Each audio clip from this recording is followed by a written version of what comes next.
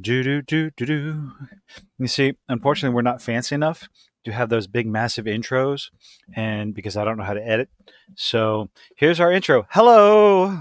What are you talking about? I say the same thing every time. I say hello, everyone, and welcome back to the dumpster. You gather your milk crates, your soap boxes, all that stuff that you can sit on the dirty floor. We burn this dumpster, and just have a nice, good fireside chat. How you doing, Sit everyone? on it. Sit on it.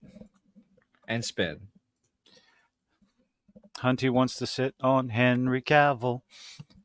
Sorry, I couldn't help it. I'm a child. I'm a child. We, Oh my we, goodness! I hope we everyone had a great day. How was your day? It's fucking hot outside. it has Okay. been it has been hot, and Jesus I Christ. for the Like, second but for the second half of my day, I wasn't outside. I was watching the movie that you requested that I watch. So it was hot, but I huh? got a good like The two-ish temperature. hour break, you know, I got from a I got a little break like that as well because I had to go get the AC fixed in my truck and an oil oh change. Cause fun fun. na na na na Hold on one na second. na na na.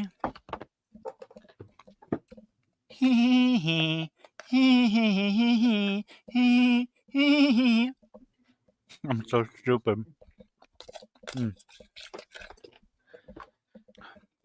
All right, I'm back. Oh. I got half a sandwich right next to me, and then I Okay. got my two drinks and a bag of chips, which I probably won't touch because the crinkles will probably be annoying. As I'm back on my good mic and not the headset mic, so Yay! And you have the settings, unlike the settings that I was suffering through 20 minutes ago, trying to get your audio to go through the right place. yes. Well, it thought I was trying to talk through my My Xbox controller. God. Like, it felt like something was drilling through my ear to come out of the other side of my skull, would be a good comparison. Mm. Mm-mm-mm. Okay, now where'd you go? I'm still here. I think I, let me see what Jason's doing. what do you mean, Yeah, Jason? yeah. Oh, 540 Studios. Oh, I don't know who that is.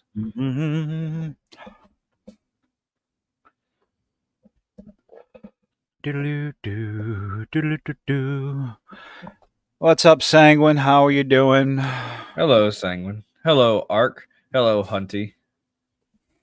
Hi, Barbie. Hi, Barbie. Hello, Yep. Barbie. Sorry, I can't help it. That's just such a just. How'd it go? Hey ho, Barbie, let's go. No, it wasn't hey ho, Barbie, let's go party. Come on, Barbie. Let's Yeah, go party. come on, Barbie. Yeah, there we go. Oh. Okay. So before, let's see. I don't know. Do I want to torch? Well, because you didn't hear about. Oh, where to begin? Where to begin? You know what? We're going to start with Secret Invasion. Okay, we're gonna begin with one final discussion. I'm about to say because the tragedies of that show is over. Oh yes, but see, we need to, or I need to. Um, you need to see this. I feel great about the response. But see, the important thing about this, what you have to take, a lot of people have talked about this. Uh,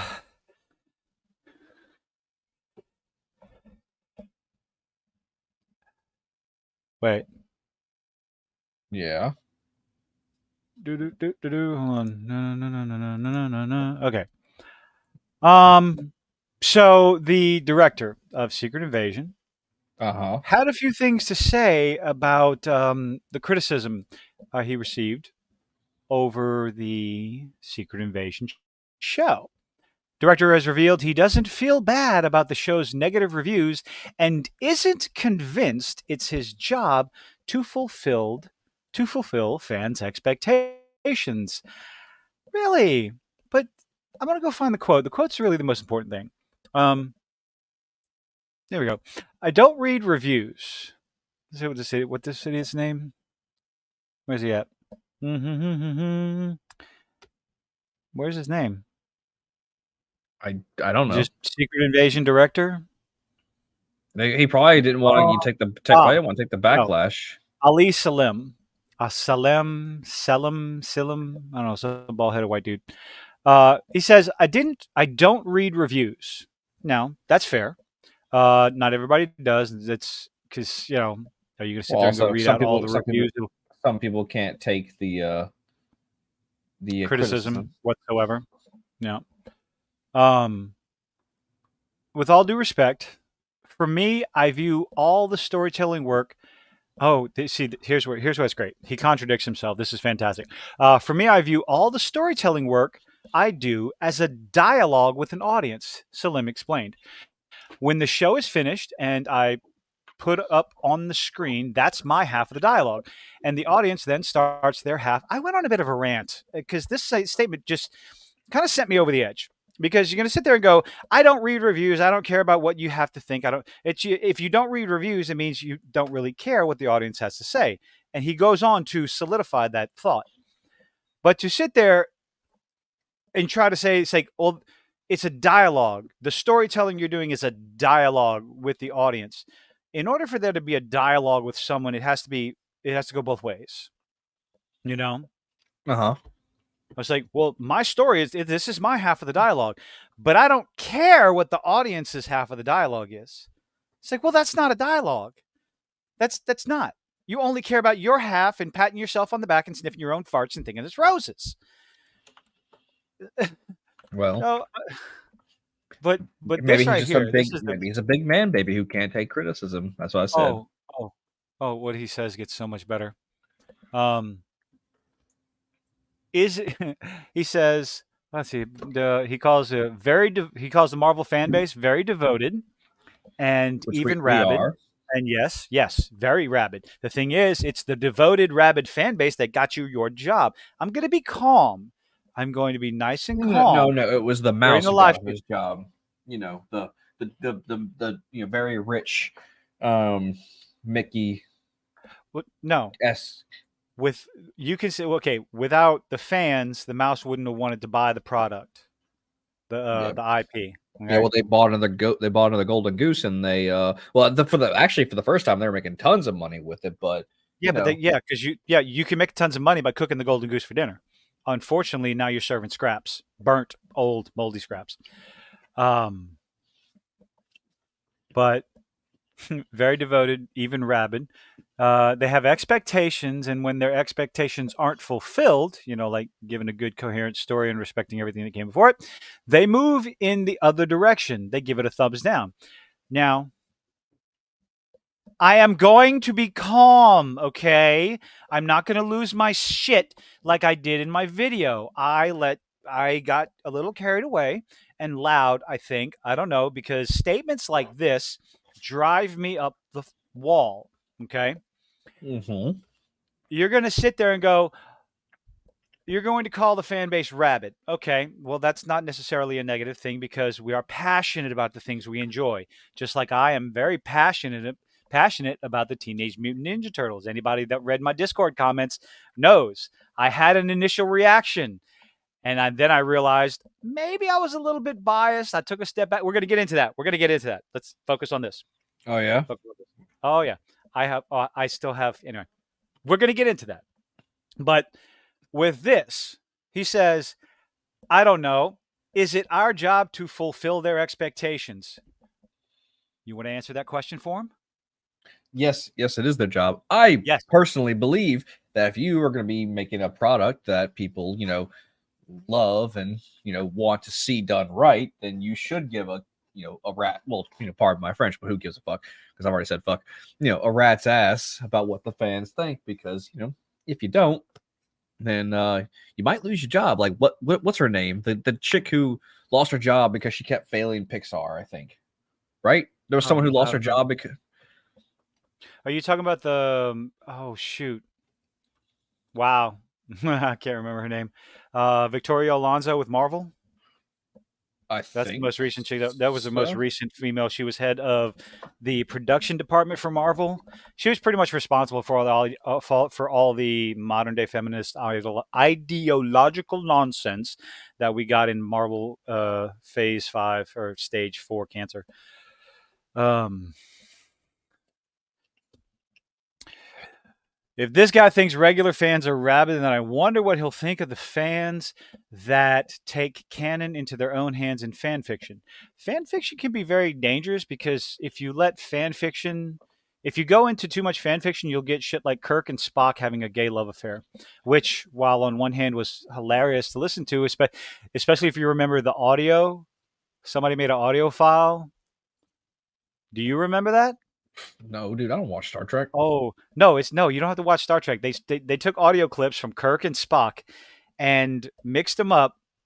This is probably the one of the most hilarious fan fiction shipping everything back. This was back in the early days of the internet, young man, and back when it took half an hour to download one porn picture. Well, Uh, dude, just because you're twice my age doesn't mean I'm an old man. what? I think you said that wrong. I mean, it doesn't make me a young man. All right. God damn it, Steve. Fuck. I'm trying to eat, man. I'm trying to eat my little. I'm gonna say it anyway. I'm trying to eat my little fruit snack. Oh, you're eating a pack of gummies? No, no. Although I was offered, I was like, no, I can't do that. I think he's eating a pack of gummies, guys. You know the little fruit snacks we feed the children. So my friend John, who No, you it's know, no frozen fruit. Let's get back to this because I want to get oh, this over with so we can move on. What? okay, all right, go Hmm. ahead. Oh yeah, short answer is fruit snack. Is it? I'm not reading that, Steve. I'm not reading that. He says, I don't know. Is it our job to fulfill their expectations? Yes. I would say yes to a certain extent.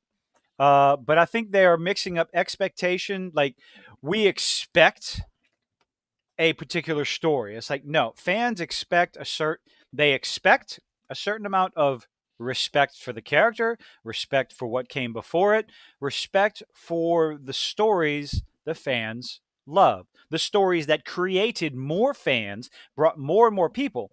When you disrespect, in this case, Nick Fury to the umpteenth motherfucking degree, well, then yeah, fans expected you to respect Nick Fury as a character, but you shit all over him, or to tell the story that we're telling. Um, if the only thing you're interested in is if the only thing I can't look at the chat. If the only thing you're interested in doing is telling your story with zero concerns of what the fans came to see, well, then you're just going to fail. I would love it if everyone loved it. Oh, there was something else stupid that he fucking said. Oh, he was talking about reviews. Please, where? Oh shit! Did I pass it up? It was so fucking stupid. Of course, everything this dude said was stupid. It was something like, if every movie got positive reviews, then the box office for every movie would be $1,000,000,000,000,000, right? It's like, no, no. Positive reviews do not make a good movie. Negative reviews do not make a bad movie. It's like those two don't correlate together. But anyway, it's just the problem with Secret Invasion isn't necessarily that it's bad, though it's not good. No, it was bad. It's how pointless and dull it feels. Absolutely correct. Really captures the vibe of the what? Really captures the vibes of the late '90s Marvel Comics maxi series, maxi pads, more like it. That got hugely hyped by. They could have done so much with Nick Fury and Loki season 2. I expect it to be as much of a dumpster fire as the first season. I don't care if people liked it. That's I fine. liked it. You can like it all you want to. The fact that they destroyed Loki as a character, you cannot convince me otherwise, but that's a whole different story.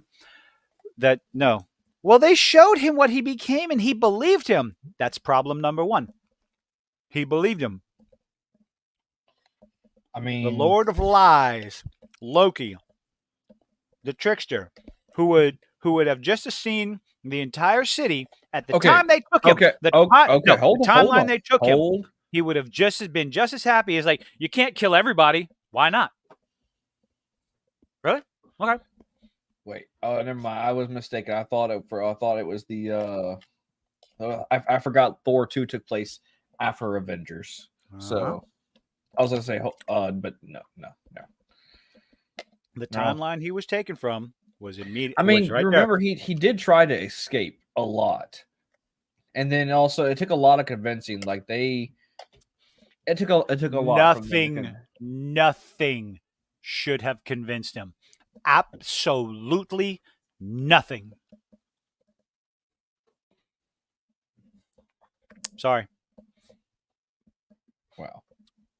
They took a fantastic character with a beautiful story arc. Yes, sure, they probably brought him back from the dead when maybe he wasn't supposed to, but fan favorite, we do that. Okay, Darth Maul came back from the dead. Fuck off. Whatever.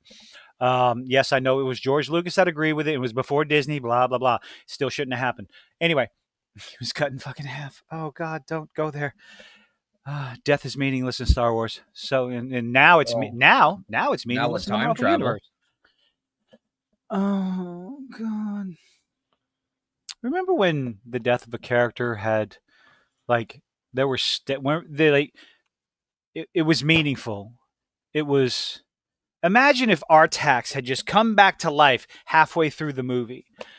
Never-ending story would have been pointless. The scene in the okay, well, never-ending story. It's been a long Steve time knows since what I've I'm talking seen- about. I don't care. I have seen the Never-Ending Story. At least Steve knows. Okay. I know. I have seen Never-Ending Story, sir. I just haven't seen it in like a Hold good on. chunk of time. Hold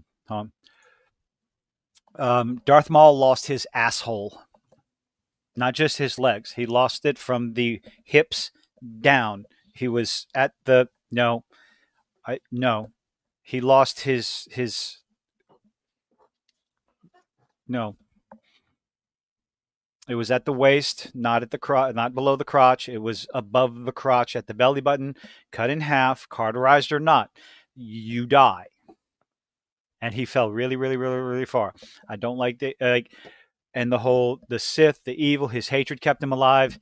He lost more than his legs. Well, in to be perfectly fair, and I do mean this is also Legends, so take it with a grain of salt, even though Legends is better than the current shit that we're getting. I don't have a problem with people liking it. I just don't. There was a Sith through the Force alone made himself a Force body, even though he died, and kept himself alive purely through the Force using hatred and like just the sheer will to live, the dark side of the Force and hatred. He constructed a body for himself. He was basically a soul inside of a mech. So if he can do that, losing the lower half of your body should also Maul's an alien. Who knows a fucking whatever he has in his system. I'm just saying the Force user from Legend kept himself alive when he was just an essence with no body. He died, and well, he didn't die. He lost his body. That sounds silly too. I'm just saying, in Legends, no, that's fine. Oh, I don't care what arrow it's from. That sounds ridiculous to me. It's the Force. What do you expect? The dark side of the Force. Oh, what's the quote? Things unnatural. Yes. Can I learn these things? Not from a Jedi. Have you ever heard of the? Oh, let me do the. No, don't do that. Have you ever heard the tale of Darth Plagueis the Wise? No. Oh, not a story the Jedi would want you to know. Oh man.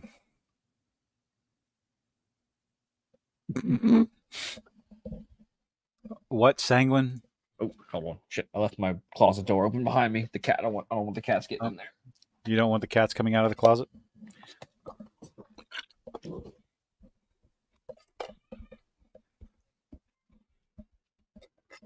Dooby dooby scooby dooby doo. See, I know a lot of people didn't like a pup named Scooby Doo, but I loved it. I love the pup named Scooby Doo. No, a lot of people didn't like Scrappy Doo. I didn't care.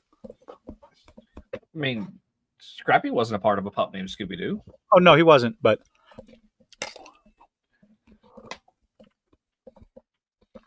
Darth Pubis the Taint. I mean, so Mutant Mayhem. Oh, are we skipping over Superman, or you would? Or I did didn't you watch even?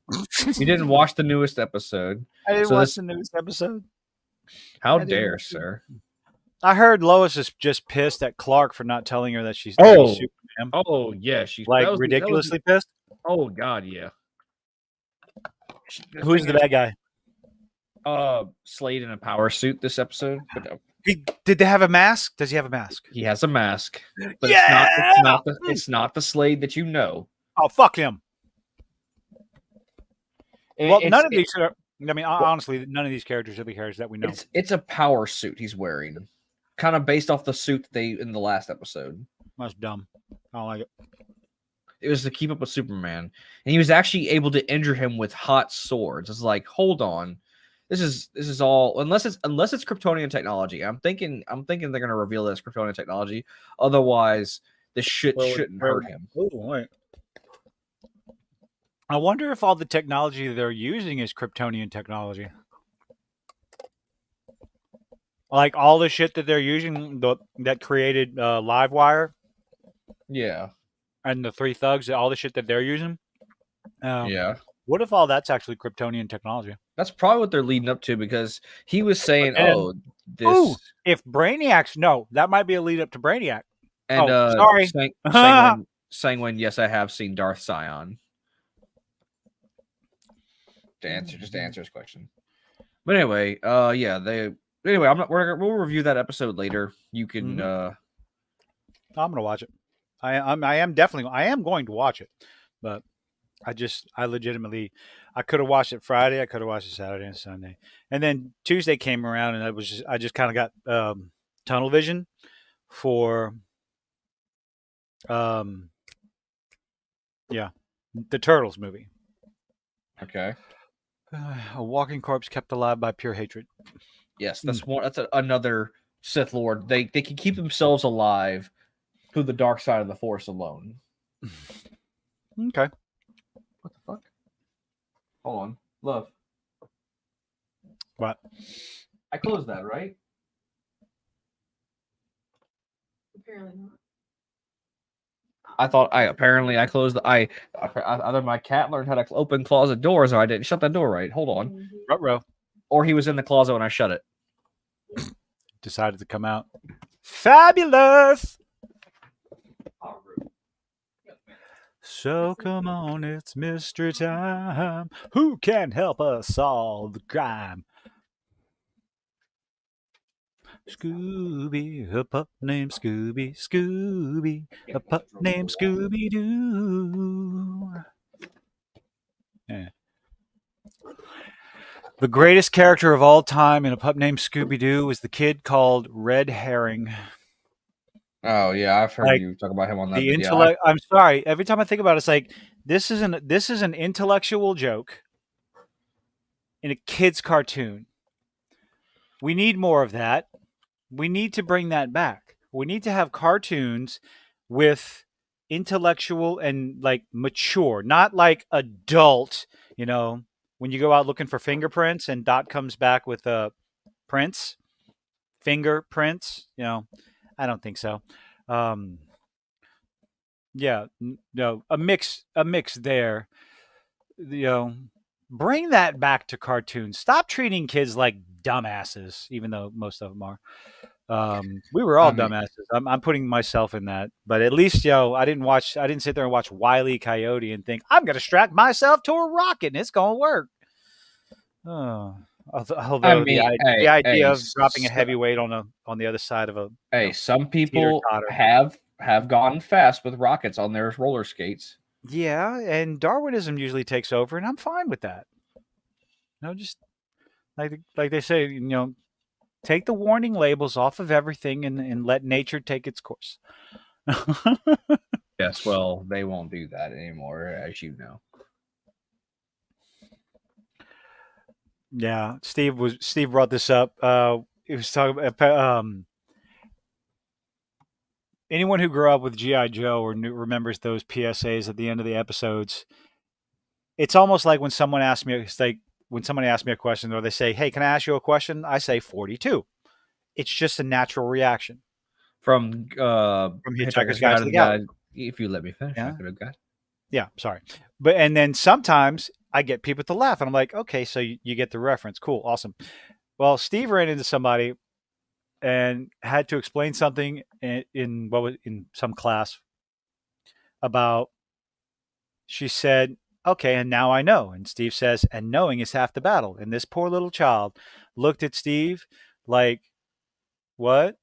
Confusion, no idea, and it's one of Well, those moments to be where, perfectly fair, what kid in the world nowadays really knows what GI Joe and is? that's the whole thing. It's just one of those things that you go, "Okay, I'm old. I'm sorry. What does that mean? Don't worry about it." And now I know, and knowing is half the battle. G.I. Joe. Yeah. Oh boy.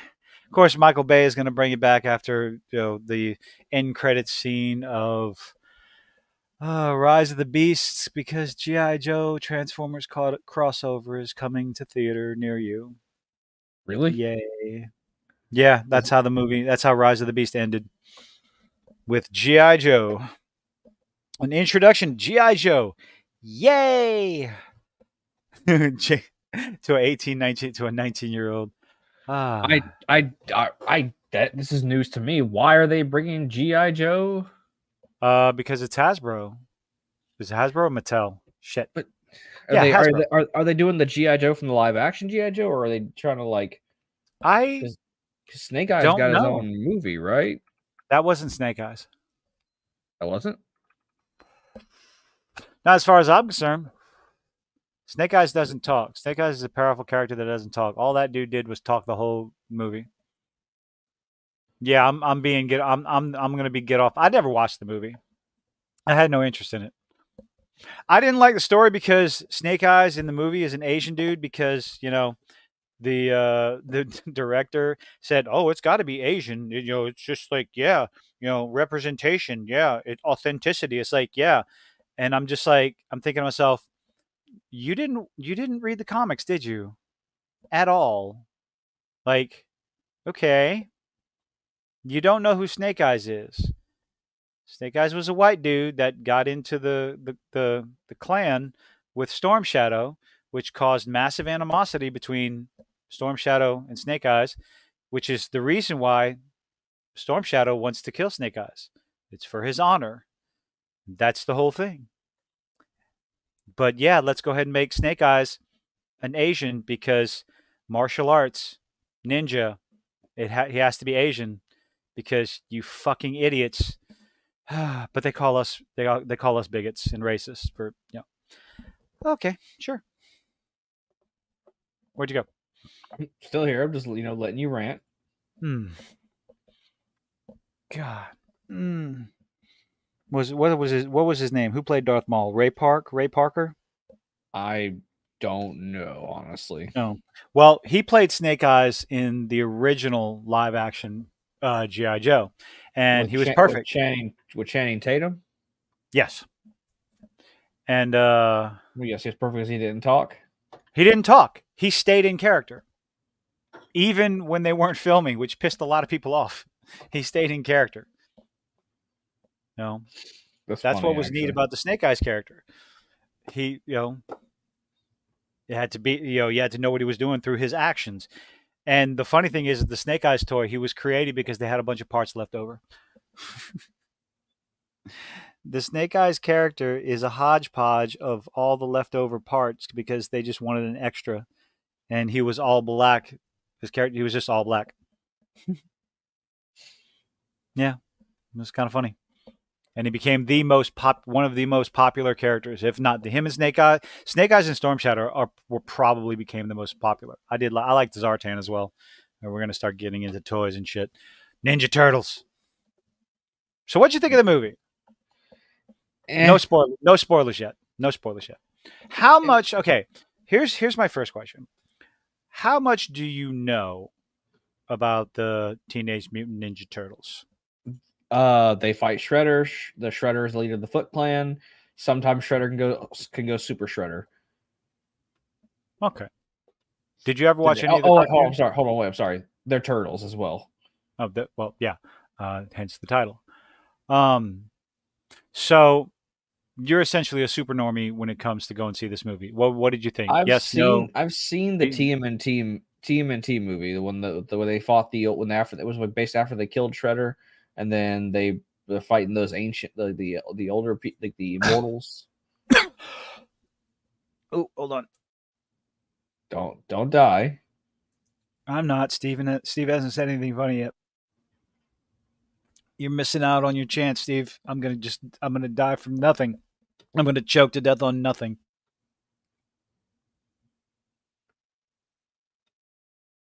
Anyway, so yeah, I'm not like I know about like I know the names. Mm-hmm. I know the name of characters. I know Leo, Raph, Mikey, Donatello, or Donnie, however they want, whatever the short. I know Splinter, Shredder, April, Casey.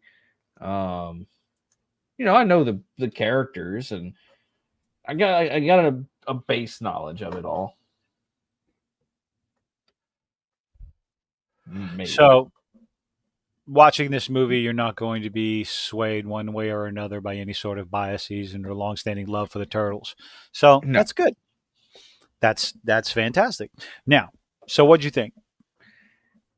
I mean, I will give it props that there was no preachy bullshit in this movie. Yep. That I mean, the animation needed to grow on me for a bit because it was a little clanky. It kind of reminded me of the characters from that old cartoon off of Adult Swim or something called remember the PJs about the Black family? Hey, what's up, Frost? Okay, I think I know what you're talking about. Yeah. Had to crown him like an infection. I think It wasn't terrible. It was better than I expected. I'll give you okay, that. so the animation, I don't think the theaters do this film justice unless of course you're in a massive 4K beautiful IMAX or whatever. I think HD 4K big screen home theater system will do better for this movie because too much of it looked blurry for me in the theater. But then when I was watching, I watched a few people review it because I wanted to see what other people thought. Because my initial reaction, my initial thoughts on it were massively mixed, swaying over into undeniable hatred. But I I realized, remember. well, I come to realize, like, wait a minute, I need to take a step back because I need to recognize the bias, the massive bias that I had. I had that same bias when the Saturday morning cartoon came out. I had the same bias when I tried to check out the Nickelodeon version, the CG version, and the cartoon version, and all the different versions. It's like, wait a minute, I take a step back and observe this and judge it only for what it is The and first how it scene handles that the story. showed the turtles, that was from the comic, right? They try to copy the comic with the Uh, with the no pupils and like the mask eyes. oh yeah, them not having pupils. That's pretty much That's mainly the comic. Hold on, wait a minute.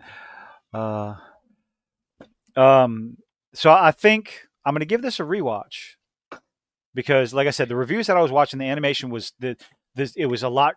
It was a lot crisper. We're not going to get into spoilers yet, so way crisper. It wasn't And as bad the as more I I thought it. it definitely was not okay. Like think about it on its own. I do have problems. I do have some complaints. One of which, the mid credit scene. It's like, come on, Well, man. you Anyway, knew, we're gonna get into that. you knew. Yes, but okay. Not gonna get into spoilers yet. Because some people who actually watch this might care about spoilers.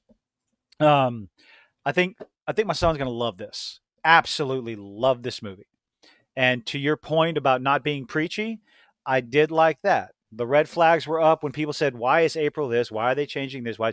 April is not a boss girl. She doesn't come to save the day. She's not preachy. She's not like I saw people complaining. It's like, "Oh, April this," and and then at the end of it, She was just barely in the movie, honestly.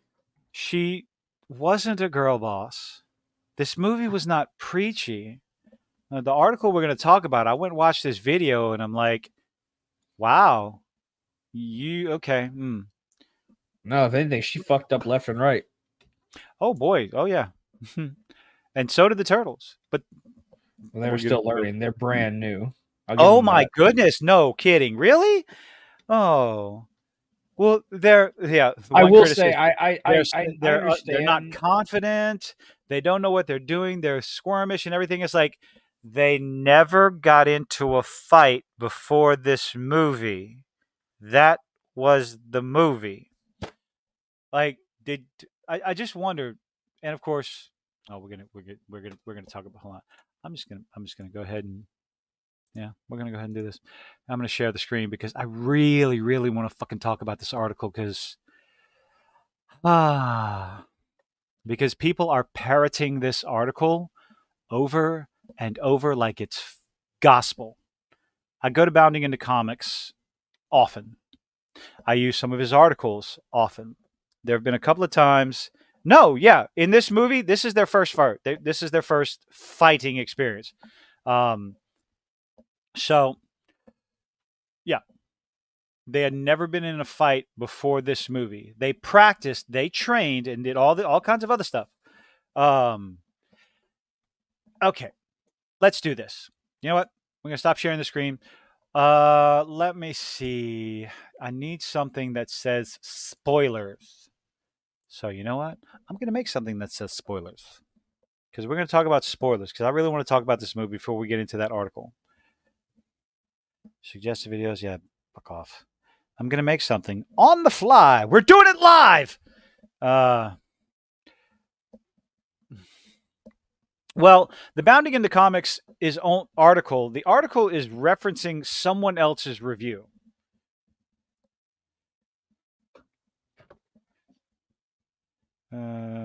Okay. So it's not necessarily, and it's not John F. Trent that's reading. Yes, I'm getting there, guys.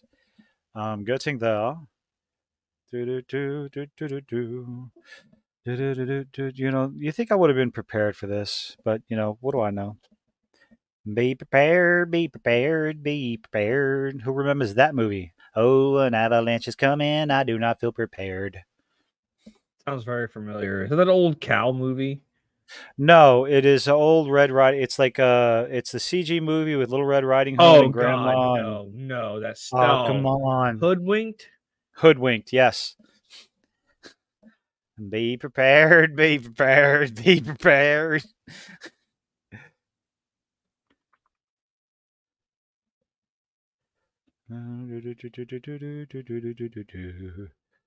Let's see. I mean, we can just copy this, right? How do I copy it? Nope. Copy. Boom. Text.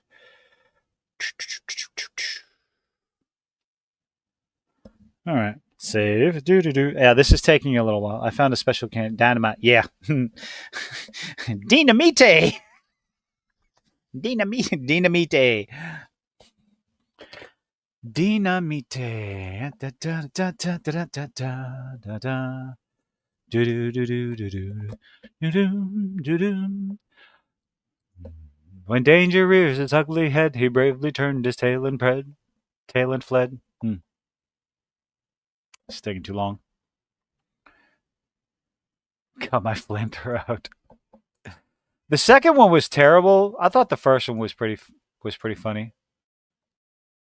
Nope, that's not what I'm trying to do. Go away.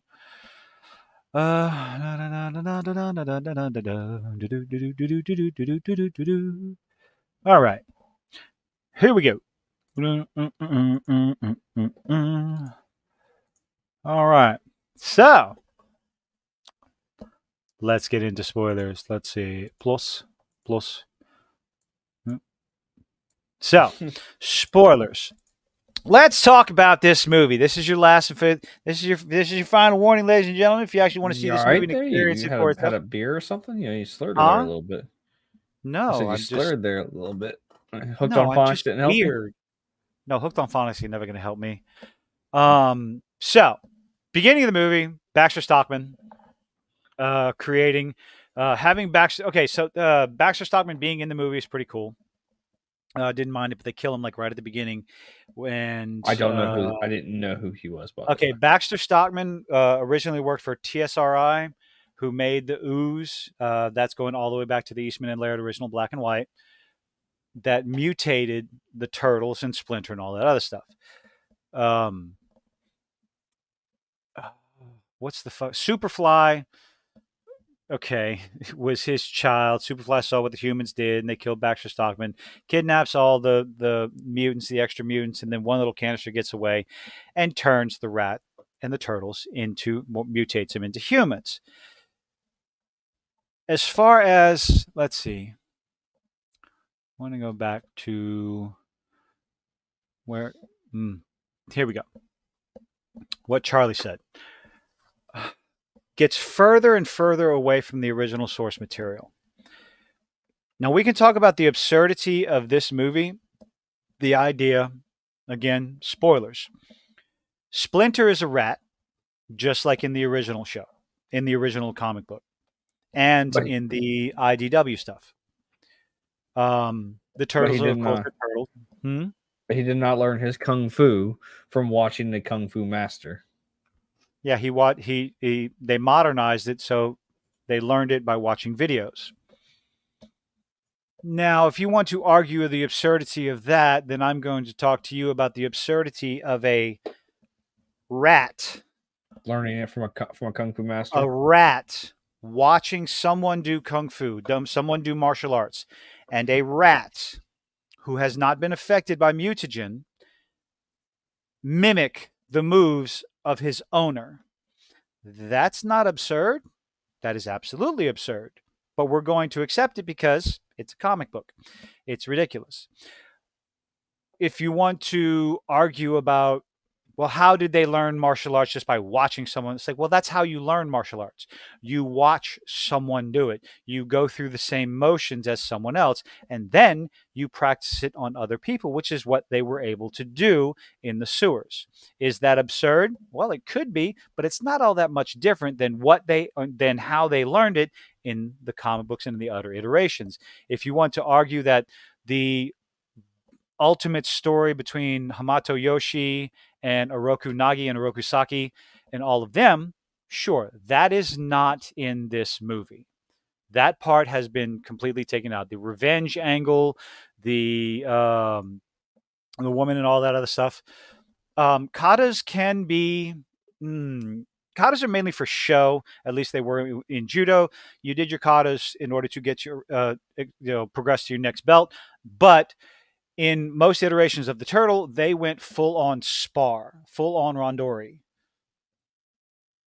Mm, mm, mm, mm, mm, mm, mm. Yes, this is one thing that I did that I've always missed. I loved the Mousers from the original comic book. They brought them into the cartoon. I think the Mousers have been in most of the iterations of the Ninja Turtles. So maybe they'll be in the next movie if there is a sequel. There's gonna I be a sequel. I feel like this is good. So let's go ahead and get into this one little the big spoiler, the mid credit scene that I absolutely despise. How I'm gonna go he's all the way to introduced. the end. We're going to skip all the way to the end. We might as well because we're going to talk about the things that I absolutely hated about it. Um, I hate how they introduced the Shredder. Fuck that! That irritated the hell out of me. Yes, the spoiler credit, the end credit It scene. should have been fun. Called the Shredder. I'm like, fuck off, movie. Like the Shredder's supposed to be some little lapdog assassin that you can just call on. I was like, now No, that they're paying to oh, have him. I feel like they're paying to have him come. They're not just calling him. Like there better be some sort of much better explanation of just call the Shredder in. Like, oh god, piss off. But um the fight, like one of the things I really liked about it were the fight scenes. the Turtles had in their fight scenes and the choreography and how the jump cuts from one boss to one mob boss, mob boss, mob boss, like the different background scenes. I thought that was done very well. I enjoyed it. Like the more I thought about it, the more I liked it. Now, okay, so my initial reaction was, "Fuck this movie! I cannot believe this. I don't know how I feel about this. I like this, but fuck that part, that part, that part." And but uh, the Viper, that will be funny until the day I die. The what? The Viper, the Viper, an entire GI Joe episode about the Viper because he's come to wash the windows. An entire GI Joe episode about a window washer. It's fantastic. I liked the fight scenes. I liked Splinter's fight scene at the end, but it was, I don't know. It may was have been his Jackie first Chan. fight too. It was Jackie Chan. Oh no, it was very Jackie Chan. It was all Jackie. It was all Jackie Chan, and I guess I can be okay with it, but it's not a Splinter. This Splinter is not any sort of Ronin, or that's not him. He's a New York rat that was shit on by the entire world, and when he tried to become part of society, they shit on him again. So yeah, he has a disdain for humans. But oh no, why did they make Splinter a bigot? He was always this and always that. And there was something that was said that really made me realize I was looking at this movie entirely with too much bias. I mean, Because talking about Splinter's never been like that before, and it's like, this is a reboot. Let's treat it as a reboot and see how much, like, what parts. I understand that this movie was meant for like a newer audience, but like it makes me realize how much I despise the younger generation. With like, I didn't like how the kids how they act like. I know they're acting like kids. I get it. But man, it's like I hate social media kids. Some of it. There was, what was that scene where the four of them, where they were talking and gyrate? I don't know what the hell they were doing. No, joking Mikey around, was twerking, by the way. That scene went on too fucking long. It just kept going and going and going. It's like, what the fuck are they doing? Oh yeah, that was some of their. Now the voice actors are all teenagers, so it's like, okay, kudos to you, cool, whatever. The lingo, the terminology, the modern terminology, and I'm not saying modern in a dirty word, but they're teenagers with electronics that they stole. By the way, they were Turtles in this movie ripping off Wi-Fi. They are a bunch of thieves. They're absolute 100% thieves in this movie. They don't leave anything behind. They steal all the food. So naturally, I do believe. I mean, of course, they would have to steal the phones and all that other stuff. How did they get a like? How does Mikey have braces? We can. Oh, now see, yeah. Like, what kind of phone accounts do they have? That can be a little nitpick. Burner phones. No, how the fuck do they have? How do they have braces? How does he have prescription glasses? I have never liked Donatello having glasses. I thought, like, the first time I saw that, I went, "What is this dumb bullshit?" Oh, and they made Donatello a hardcore weeb. Oh, absolute weeb. So many references to K-pop. everything, by the way. He's a big fan of K-pop, and I think some people made that anime. They made that. People thought, oh, he likes K-pop, so he wants to be this trans. Like, oh, shut the fuck. Like, oh God. I know the kind of things that I'm against. The message, the agenda, and all this other stuff. But I think some people, take it too far. They see one little thing, like the whole April O'Neil, the race change with her. I would consider that a red flag. Let's keep an eye out to see how they handle it. Other people look at that and go, it's woke. It's woke. It's automatically woke. I'm not watching this. It's garbage. It's fucking woke. Oh, Donatello's a K-pop star. Woke, woke, woke, woke, woke, woke, woke, woke, woke, woke. I can't do that. Because if I do that, I think I would miss out on a lot of shit. But at the same time, I see, wow, they race changed. I'm actually honestly surprised they didn't make it at all about race. Oh, absolutely. No, there's nothing woke about anything in this movie, which I'm like, okay, the cool. wokest that you get in this movie, or the most like message you get in this movie, is there's like a in the background. It's so subtle. If you're not paying attention, you'll miss it. Or when they go to the school and they get on the little they have the little board clip those what do they call them, the little things you put the chalk Yeah, the post-it board where you can the put community board. yeah, there's a support LGBTQ rights on that, and then that's it. Oh, yeah. You missed it, I If you're not assume. paying attention, yeah, I missed it. I don't know what the fuck you're talking about. Why? Because I was watching the movie for the movie. One little Yeah. thing like that. If you look at that and say, "Oh my god, it's woke," no, I'm not saying it's woke. I'm just saying that's that is the no, I'm not talking worst. about you. I'm talking about just in general. That is the worst it got, and that's not even bad. It was like if you weren't paying attention like you just missed it. Yeah.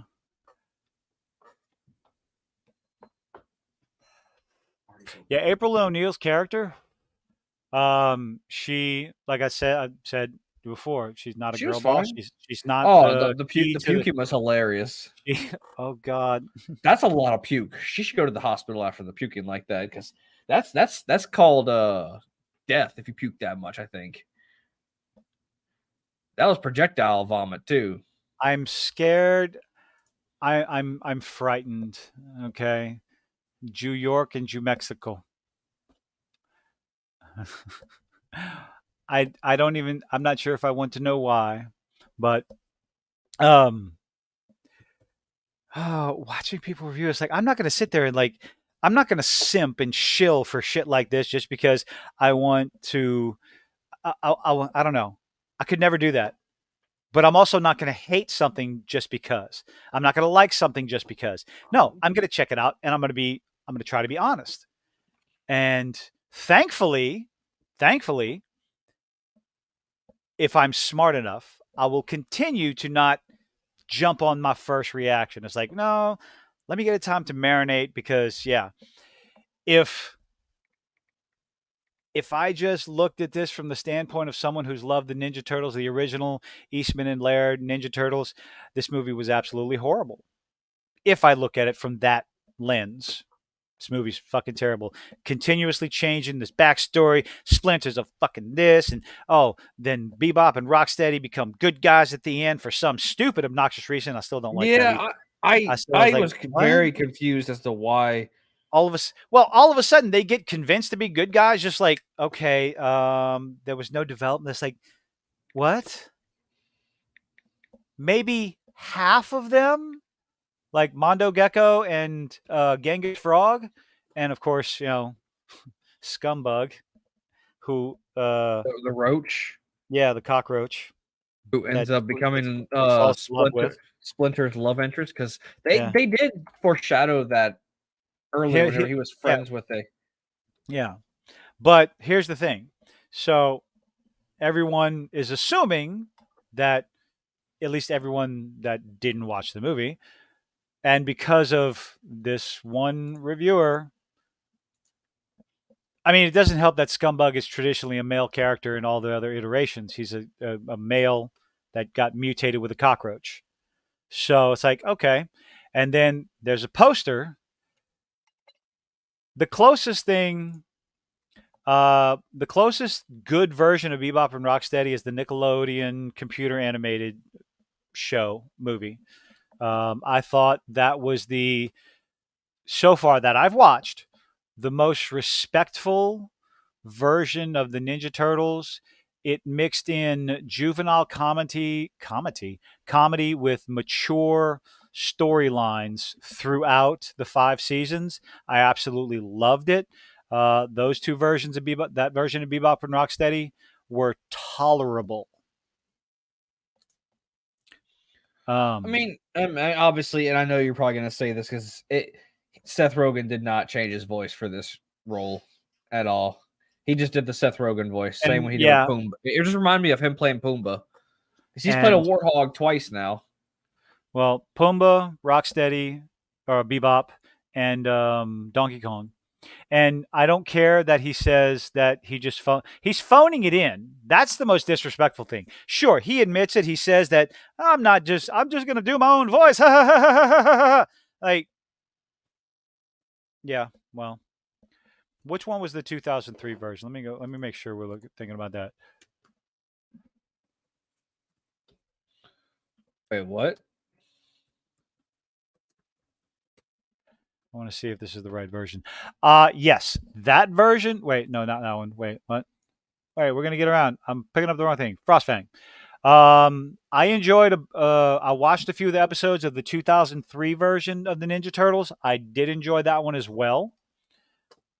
Oh, the Blob from I think the Blob from Monsters vs. Aliens is the most appropriate version of Seth Rogen because Blob has no brain, much like Seth Rogen.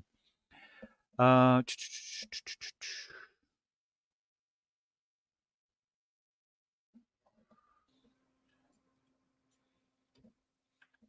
oh Lord, I don't like too much about Seth Rogen either. But to be fair, his production company has like what is it? Let's see, Sex Rogen. Oh God,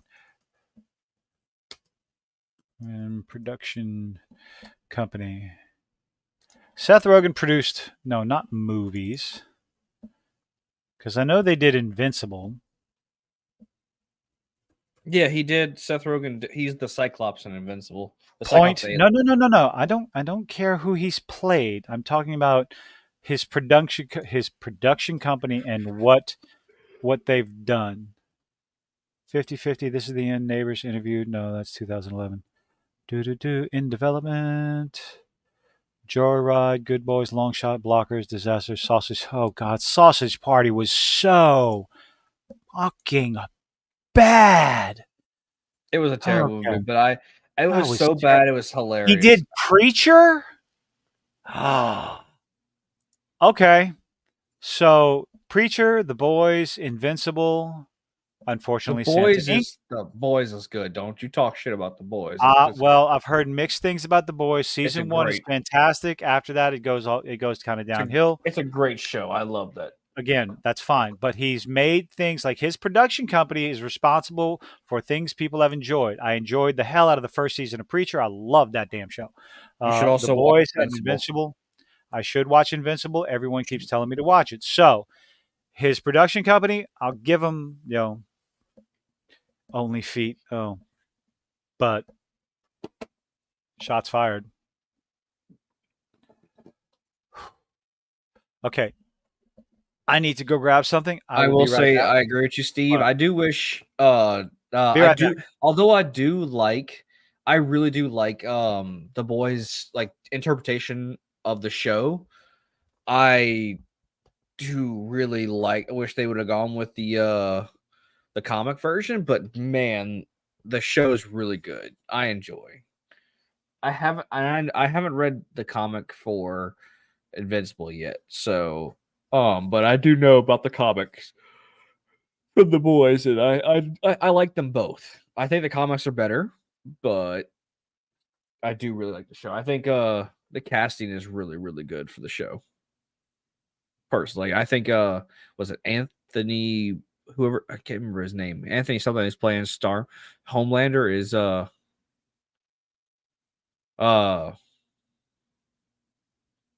I haven't caught up on it. But yeah, Anthony, whatever his name is, playing Homelander. He plays a really, really good Homelander. Anthony Starr, yes, thank you. Anthony Starr, Carl Urban. Yeah, the casting's fucking great. God, they chose some good people to play these roles. I actually cosplayed Homelander just because I was enjoying the show so much.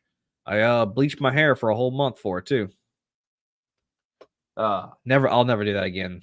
The bleaching was atrocious, and my girlfriend could probably agree with me upon that. It was not that good. Granted, it was not done professionally, but it got the job done for what I needed it to do. Let's see. Dear Becky is a good run till the last ending. Maybe I'll watch it. I don't know. What were you surprised about? Jensen Ackles is a great actor. I loved him in Supernatural, and I think he did a fantastic job playing an asshole, and as as oh fuck, what's the character's name? I know. Ah, fuck. I Ow. know the character's name. Oh fuck. Character and what? The boys, the dude with the shield. And I know they changed it to where like it's actually a title, and the dude who was playing was actually like a little bitch. Soldier Boy. Yes, thank you. Soldier Boy up in it. Oh, what? No, that's the name. That's the name of Jensen Ackles' character in the show, Soldier Boy, and also he's basically the Not going to make. stop me from making a joke. Yeah, whatever. Apparently, though, Jensen is playing the new Batman in DC. That's what I heard, and I am excited about that because he fucking loves Batman. Are you sure that's not a rumor? It might be. I don't know, but he's been like chomping at the bit to play a Batman role or a character from Batman. Like he cosplays Batman and he cosplays the Red Hood. So if he does play Batman, I'd look forward to it, honestly. So anyway, so back to the Teenage Mutant Ninja Turtles. Back to the Ninja Turtles. Batman and the Long Halloween. Ooh. Okay. I liked the fight scenes. The animation style was growing on me, although probably in the theaters it was affecting my judgment. I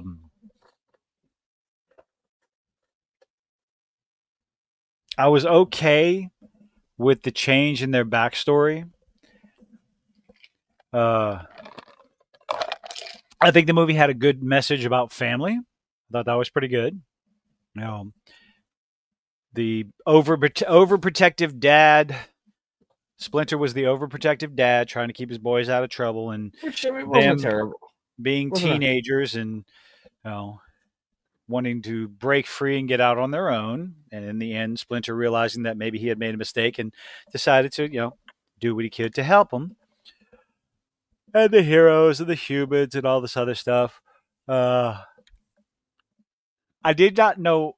I hardly knew anything about some of the mutants. They gender swapped the alligator. She was, made her a very different character. Again, I'm very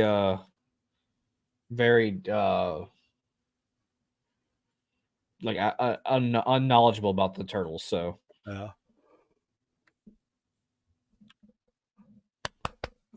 but all around, like it's another one of those things that's like, wow, the more I think about it, I'm gonna have to watch it a few more times.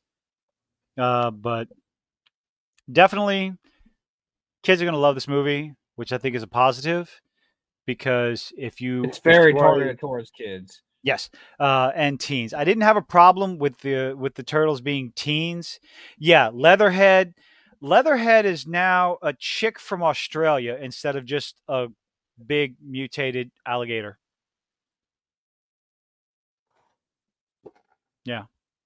Yeah, her name's Leatherhead. All the mutants' names they were all the same. Mondo Gecko, Genghis Frog, whatever the bat's name is. All their names were the same from whatever different iteration of the Ninja Turtles they came from. Although the cockroach, okay, it was a bit weird. Splinter fell in weird. Yeah, that's putting it nicely. Yeah, like okay, Splinter's making out with a cockroach. Okay. One little nitpick that I had is they did not take off their goddamn bandanas even to go to sleep. That just kind of irritated me. Oh, what about the bandanas? The bandanas were introduced. Okay, the colored bandanas were introduced. I think it was meant to symbolize like something like their connection to Splinter. So like when they didn't, when they took them off in the end, I think it was like, it was their way of saying, okay, we're giving them. The only reason they took them off is because now they wore color-coded clothes. The only reason they were introduced in the Saturday morning cartoon was so people could tell them apart. In the original Eastman and Laird, granted, the original was black and white. but it was colorized in the graphic novels, and it was always red. Steve, we were lucky. I felt blessed to have Usagi Yojimbo in the Nickelodeon cartoon. Okay, I want to go out and pick up some of those comics and grab some of those comics. There's What the Ronin comic? no Usagi Yojimbo. Usagi Yojimbo is a pretty much a Ronin rabbit. He's a samurai rabbit in the world. And what about Like in the what's world that of Teenage aardvark? Mutant Ninja in and the the Turtles Ninja world? Turtles world? Yeah, Is he? samurai rabbit. I assume he's also a mutant. Yeah, but I don't know where he's from though. I can't remember how he became a humanoid rabbit. But there's also what's the Cerebus. Cerebus the aardvark. And I remember one of the stories that they pulled directly from the black and white comic into the the Nickelodeon show was the sorcerer with the huge tits and the demonic. Oh, is that how you remember her? That is absolutely how I remember her. Okay. Because her boobs were just these two round circles in her armor. I have no other way to describe it. Okay. Tales of TMNT. I'll just use Magic User Chick. Let's see if I can find the cover. I'm pretty sure it was a Tails. Do do do do do do do. Because if I can find it, you'll understand.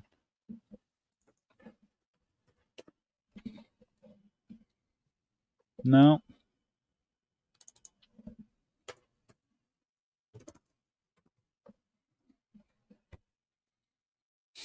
There she is. It was my introduction to Cerberus or Cerebus. Let's see. Open image. Boom. Oh, that's a terrible version. See if I can find a better one.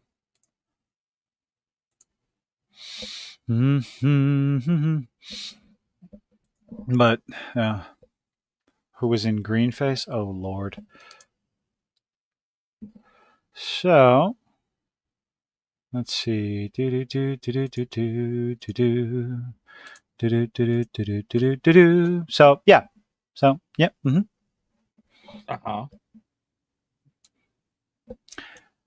East Teenage Mutant Ninja Turtles #8, guest starring Cerebus, the aardvark, right there, and the good old demon in the back, right there. Oh, And of that's course, back we've before got a they. naked statue right there. That's back before they all had. They had their own. She identified them by their weapons instead of their. Mm-hmm. They were identified by their weapons. Their bandanas were always red. And yeah, this story was actually they brought this one into the Ninja Turtles on Nickelodeon, which I thought was pretty cool.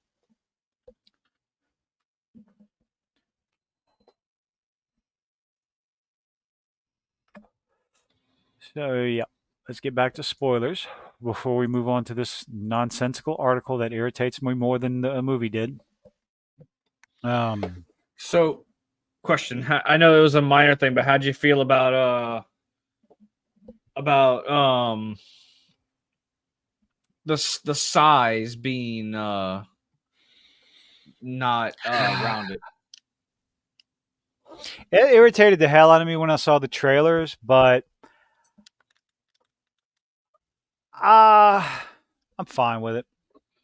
I know that bothered you having the size. It bothered me. It was my initial reaction to the trailer, but once I think the main thing that won me over was the acrobatics, the fight scenes, them jumping all over the place, them actually using their martial arts skills and their ninja skills.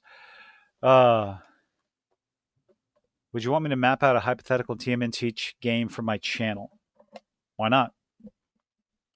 Do it. There were games already, though, weren't they? It was. I think he was talking about a tabletop. But yeah, a lot of the stuff it grew on me. I still have problems with the movie. I don't really care for Superfly. Sure, Ice Cube did it okay. It just didn't fit. Ice Cube talking to a fly with the mouth moving and Oh everything. yeah, I was It's trying for just like the longest time pin down who that fucking voice Ice was. Cube. Yeah, it I just. forgot he played Ice Cube was in it, Mm-hmm. and John Cena's the John one who Cena. played Rocksteady, right? John Cena was Rocksteady, um, and all that stuff. So I'm gonna let my tiny clones watch it this week, and I'm gonna get their opinions. Hmm. But what I really want to talk about is the nonsense of this article right here, because I had mentioned before, people are parroting this article, and it's very unfortunate. Bounding into comics, a lot of people use bounding into comics, so I'm not dumping on them as I'm not dumping on John F. Trent's website at all because we use it. We use it to get information. He's got a lot of information. You separate. He's also very religious, which is again not a problem whatsoever. Just gotta you choose how you want to view things yourself. And his article right here is based on the film reviewer and critic Price of Reason. Now, if you want to go check out his channel, absolutely check out his channel. I've only seen one video of him. I might go see what other kind of reviews he has and see what kind of takes. I'm not going to judge his channel because of one review. I don't recommend anybody doing that because if people did that, none of us would have a following. Well, I enjoyed Barbie, so hey, people don't hold that against me, please. I'm begging you. I haven't seen Barbie. Oh, it's so fun. Don't take if you decide to go see it. If you and her decide to go see it, do not take the movie seriously. That's all I've got to say. If you So is can, the whole joke about the whole like take a shot every time they say the word no patriarchy. the patriarchy? Uh, maybe, maybe. Oh It's yeah. like it's everything. Everything's turned up to 11. It's absurd. I think it's absurd. But so, Price of Reason did a review. He got an early screening of it, which he got to watch it 5 days before the movie came out. And from what he said, because a lot of people jumped on his shit, guilty as a Barbie girl. I hid those pictures. Thank you very much. Um, he even stated in the comment section of his review that when he saw it, he did not hear Scumbug referred to as a woman, as female, as she, or anything like that.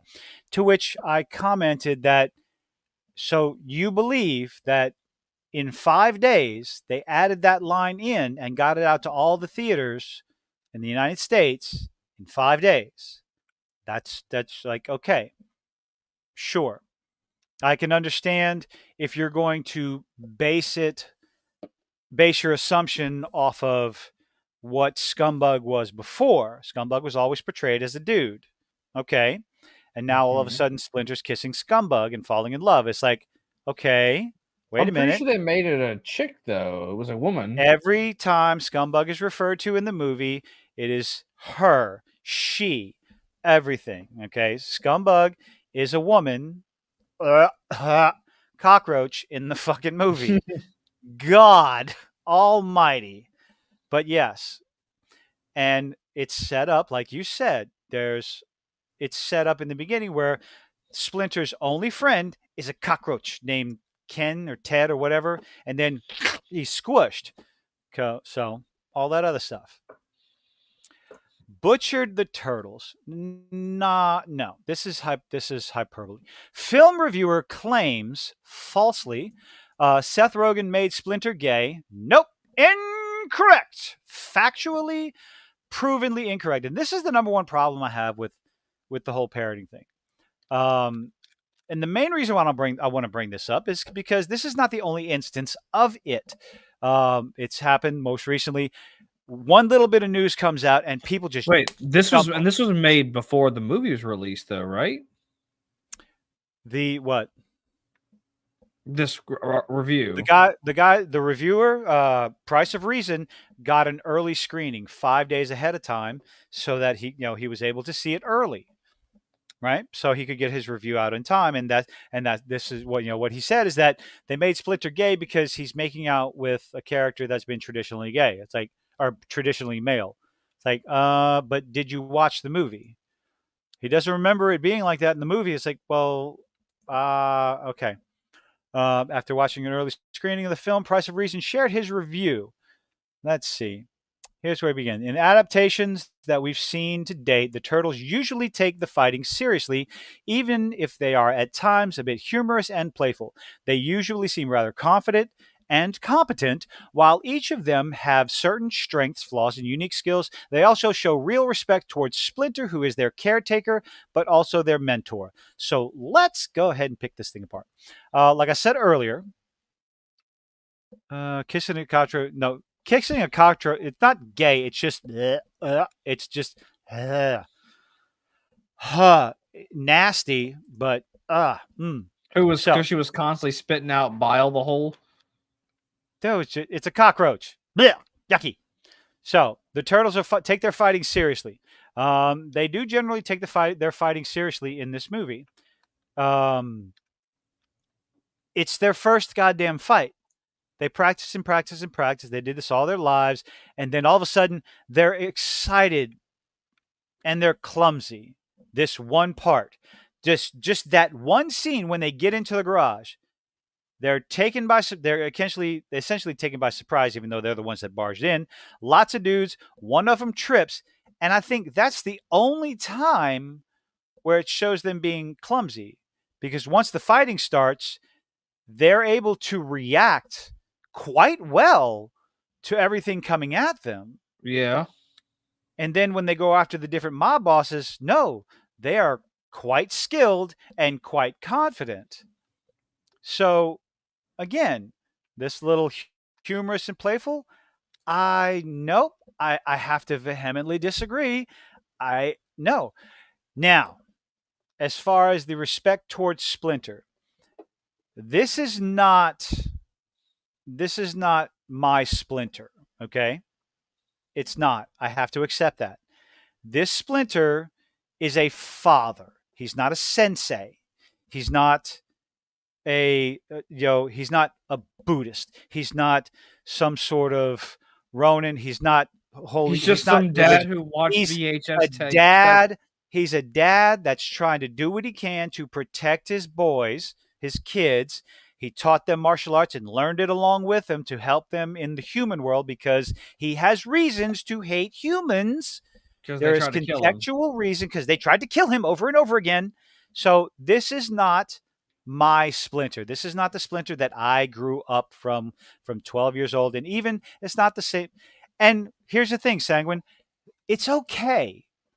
This time it's okay. I don't think this version of Splinter is disrespectful, because he still has that fatherly love for the turtles. And I think that is the more important part with this story, because that's the aspect that's in every single Ninja Turtles version of the father's love for his children.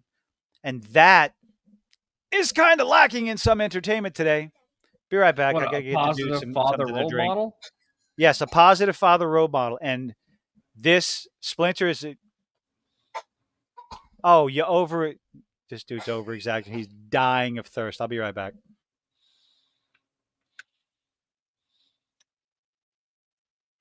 Oh, wait, your son is pretending that he's dying of thirst? Oh, well, I mean, I didn't hate the movie, but I also didn't enjoy it. I mean, I did enjoy it, but I don't know. It was okay. It was okay. I will say that about the movie. So Splinter was or was he just the McDonald's test cake center? What do you mean?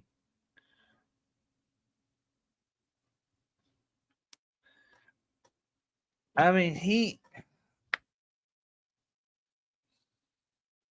Yeah, it was meh. It was. I mean, it wasn't terrible, but it wasn't the best Teenage Mutant Ninja Turtles movie that I've ever seen. That's for damn sure.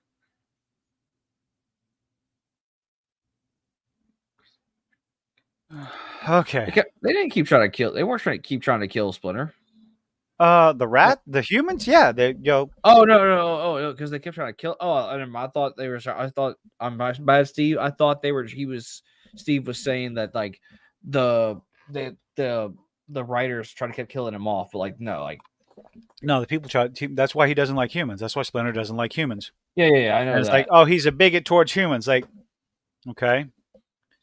And this whole part right here, but also their mentor. He's their father. He's not their caretaker. He's not their mentor. He's their dad. That's what he. That's who Splinter is in this version. He's just their dad, and he's an overprotective dad. And these are teenagers. They are portrayed as teenagers, like the earliest teenage versions of the turtles. And So he, they're, you know,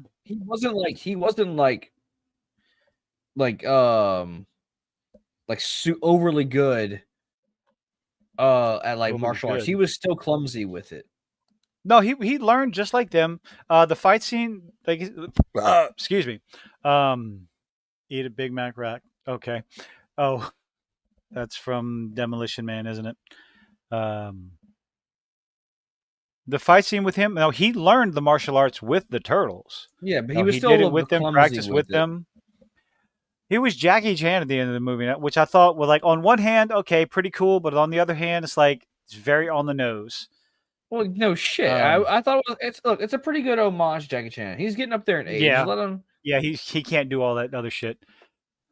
His body Keep is like wrecked special from all the sauce. years. Oh no, shit, it's wrecked. Because like I So was watching an interview, not an interview, but a little thing between he was talking. Him and his daughter watched some of his old movies, and she was like, "Oh, what about that one? Did that one hurt?" He goes, "They all hurt." I love this. So my scroll wheel is just very sensitive. That's what she said. In this movie, they are pretty much the exact opposite of everything I just said. Price of Reason noted. They always seem like these insecure, weak losers and never really exude confidence. Bullshit. And never At the convince you end, that they've taken charge. No, not even at the end. The moment, like, at the end, they they had take some confidence. they take charge in the garage when they go and get to get April's scooter back. They take Oh, charge in that scene. They're taken by surprise. They trip over each other, but they regroup and regain control quite well. And then the fight scenes after that, when they agree to go after the mob bosses, they kick everybody's ass. They are in charge in every single one of those situations. So I don't like, I read this and I'm just thinking to myself, again, as usual, did I watch a different movie? Like a review like this, it will get people not to watch the movie, but it gives the wrong impression of the movie. well, Like, word as you always say, word of mouth will either save or the break the movie. turtles don't seem to do okay. This right here, this about fucking made me blow a stack, and I was. It's so bad. I was irritated with the movie, but then I read this and I'm like, I was more irritated with this statement. The turtles also don't seem to do a lot of fighting in this movie. What? And when they So do, they beat up a bunch of it thugs. all looks lackluster. I'm like, constantly treat Splinter with extreme disrespect, like he's some sort of a nuisance. Um, no. Simply because, again, I had to separate myself from being that guy, because again, this is not like, well, I don't like this because it's not what I want it to be. I don't like this because it's not my original black and white Eastman and Laird Ninja Turtles. But it's like, I shouldn't do that because, again, I enjoyed the Nickelodeon movies, the one you were talking about. I enjoyed the CG Nickelodeon cartoon. I enjoyed parts of the 2007 one because I gave them a chance, and I judged them as stories, as like in and I of really, themselves. I really like the TMNT movie. I did. What's that, Steve? I like Wasn't able to do what? the very adult theme between Leo and Raph and how they had that fight because like Raph was being a vigilante. Also, That is quick, see, that's another thing. I like that I do hope if there is a sequel, I hope they bring that in. There's always, almost in every single iteration, there's this animosity, this struggle, almost a struggle for power between Raphael and Leonardo. It's always been that way. They always disagree. Uh, they also disagree with each other. They always do. But it also always brings them closer together, which I think is fantastic. It's a brotherly story. It's a competitive story that they've always had, and I do. If there's a sequel to this, I hope they bring that into it, and I hope they do it well. Um, also, how did Leo not realize that was Raph in the fucking suit? It was like a turtle. It was a metal turtle suit what are you talking about? in the TMNT old movie. It's not this Oh, movie we're dude, talking about. I can't remember. So all the damage to your brain over the years. Dude, I watched it once. I watched it once years ago. I'd have to pick it up and watch it. Oh, I think I actually have a copy of it. Um, the whole treating Splinter with extreme disrespect. They're kids. I don't think, and again, that if you're going to judge it in a sense of, well, Splinter's their mentor, he's their sensei, it's like, not in this version. He's their dad. And it's not a matter of disrespect. These are teenagers who want to get on with their lives. They want to be out in the human world. They have things to do. They're trying to accomplish something. So disrespectful. They're kids They're with massive hiding from their dad. They're hiding things from their dad. That's what they're doing. So with Yeah, that, kids do that. Mhm. So looking at it that way, I can give it enough of a pass to be neutral about it. I don't hate it. I don't like it. I'm just neutral about it. And the whole, let's see, the jokes. What did you think about some of the jokes? I thought some of them were pretty okay. Some are all right. I mean, it was very. It's very new generation jokes. So some of that shit I didn't get or.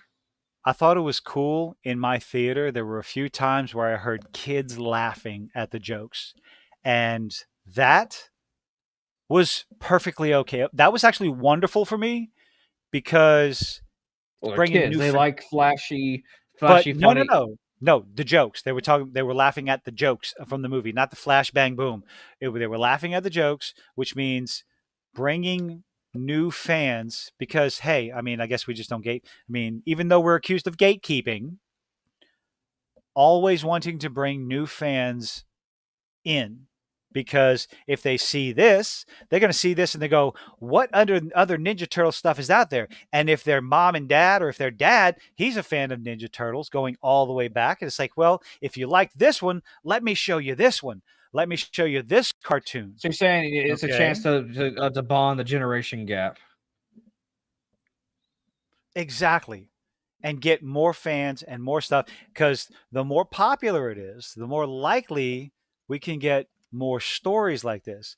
I am a I like I said, I think I said this in my chat on my Discord. It's like the trailers did not give me hope for the movie, but I had to see it because I am a fan of the Teenage Mutant Ninja Turtles. Like I might go back and sit there and watch all the older shit. I'm gonna sit there. Like I said, it wasn't a bad. It wasn't my favorite Turtles movie, but it wasn't Oh, a bad. yeah. That is definitely another thing I'll disagree with. There are some critics out there going, this is the best Ninja Turtles movie ever." I'm like, you shut your fucking mouth. No, it's not. It is not. It wasn't terrible, but it wasn't great. It was, it's good. This is gonna be fabulous for kids again.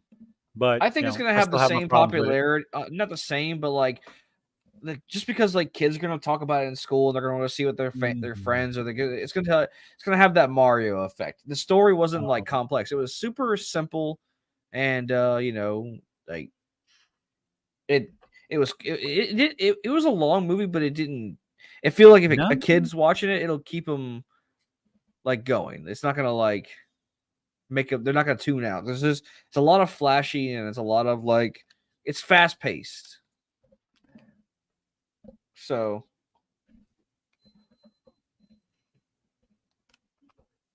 Donatello, a K-pop star by night. It's like, oh my god, like something like that. It's like, it's just silly. And then let's see how the film maligns the turtles. Like, no, no. This might be the most immature version of the turtles. oh yeah, If you want to say that, I'll agree with you because this is the most immature version of the turtles. No. How the film destroyed Splinter. Carries himself in a very wise and official way. He's a figure of authority that commands the respect of the turtles who What are quick also his question? students. What are those What? two old like two white things on his forehead? Is that just like Is is that like saying he's balding? no, Like that's his he's eyebrows. No, that's his eyebrows. okay. Hmm. I was just making sure because like for the long I was trying to figure out what the fuck those were. He's an anti-human grouch. Okay, there's context. Like to call this a bad thing, anti-human grouch, is to ignore the context. You like context. This is a problem today. Okay, so much context gets ignored. You're just a grouch. Well, the Grinch had a reason to be a grouch. Splinter Well, had a reason to hate humans. not in the original story, but Well, in the Jim Carrey story he did. But dump it to crumpet. Where did he get Max? someone probably dumped him, or he That's stole him. terrible. No, the Grinch never went back down to Whoville. Where did he get Max? I love that.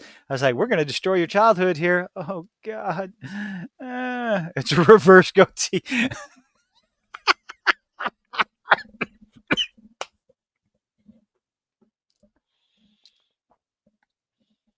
Let's see. He acts like a buffoon. I don't think he acts like a buffoon. Trying to appease the turtles when they complain to him. Yes, he's their dad. Once you, I think, I'm not sure.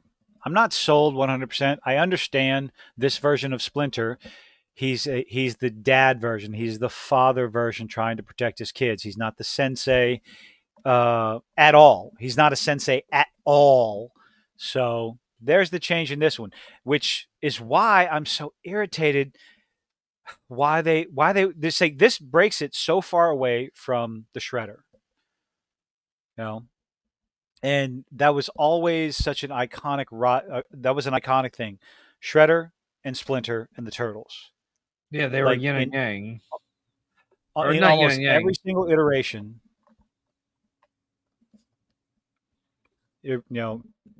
the immovable the whatever force versus object. Yeah, no nuance is dead on the internet. That's why I take extra special care with certain subjects, or I just don't talk about them at all because people don't understand nuance. But this is something like how everybody is. Like I have a love for the Ninja Turtles, and I don't know why. I fucking love them. I don't know how, and I don't know why.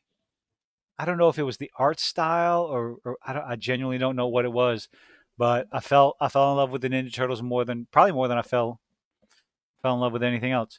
Thank you, Steve, for being smarter than my brain can recall. Um, I mean, look, man, it's something I know. I have another friend. Well, more of an acquaintance, but still, he's also a huge fan of the Ninja Turtles. So you're not the only one. yeah. It's just it's a thing you grew up with, so you love it. It's fine to admit that.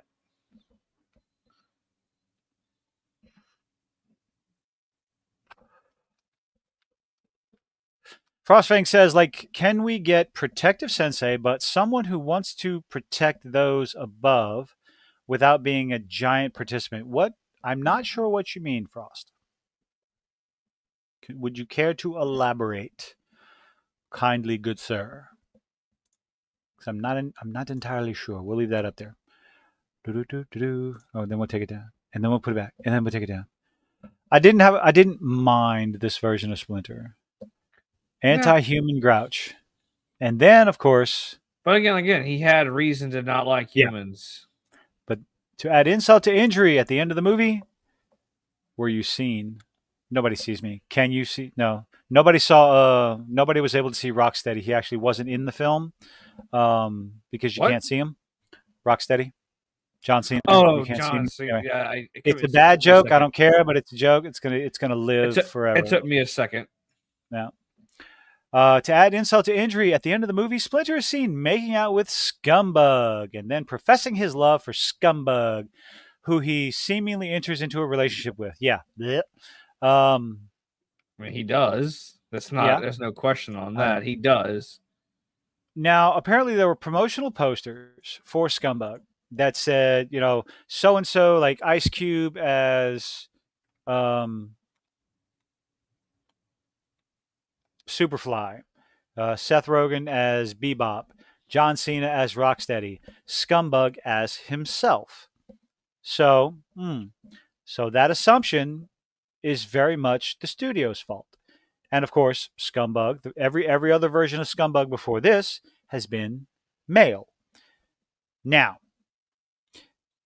I can understand if you're going to gripe, moan, groan, and complain and saying, is this really? Did they do this? Did they do that? But once the movie's out and you've seen the movie, the discussion's over because Yeah, Scumbug, Scumbug was a girl in the movie. it's like she, because I heard about this article before I went and watched the movie and my eyes rolled into the back of my fucking head like a slot machine. I groaned audibly and just went, Jesus fucking Christ, what are they going to do? So I kept an eye out for it. I looked for it, and I was like, come the end of the movie, I'm like, okay, what are they talking about? It was something I was looking for. Didn't see it. And then when I came back and read the article and they mentioned the wokeness, you mean? the gay Splinter. Oh. All I heard was the title of the article and people talking about it. The movie makes Splinter gay. Like, are we sure it's not a trend? It's a bug. It's a cockroach. I'm more concerned about it's a cockroach. Splinter is in a relationship with a cockroach. Ugh. It's a fucking cockroach. Oh. Yeah, imagine their tongues meeting and that the pincers and the all the squiggly bits in a bug's mouth.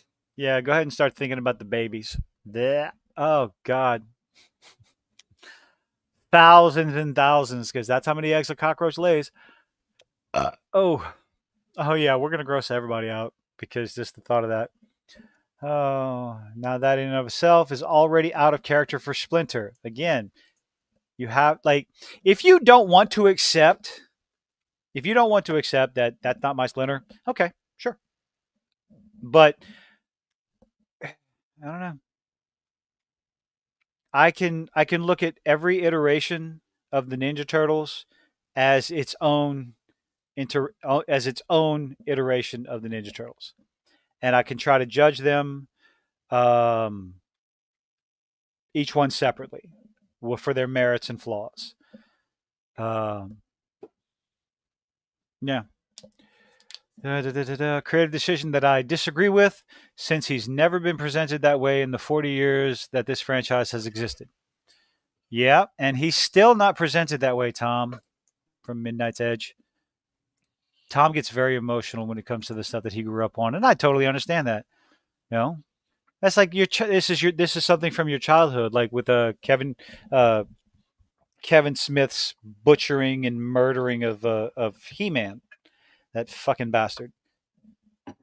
Tom got very upset with that, and I definitely understand that.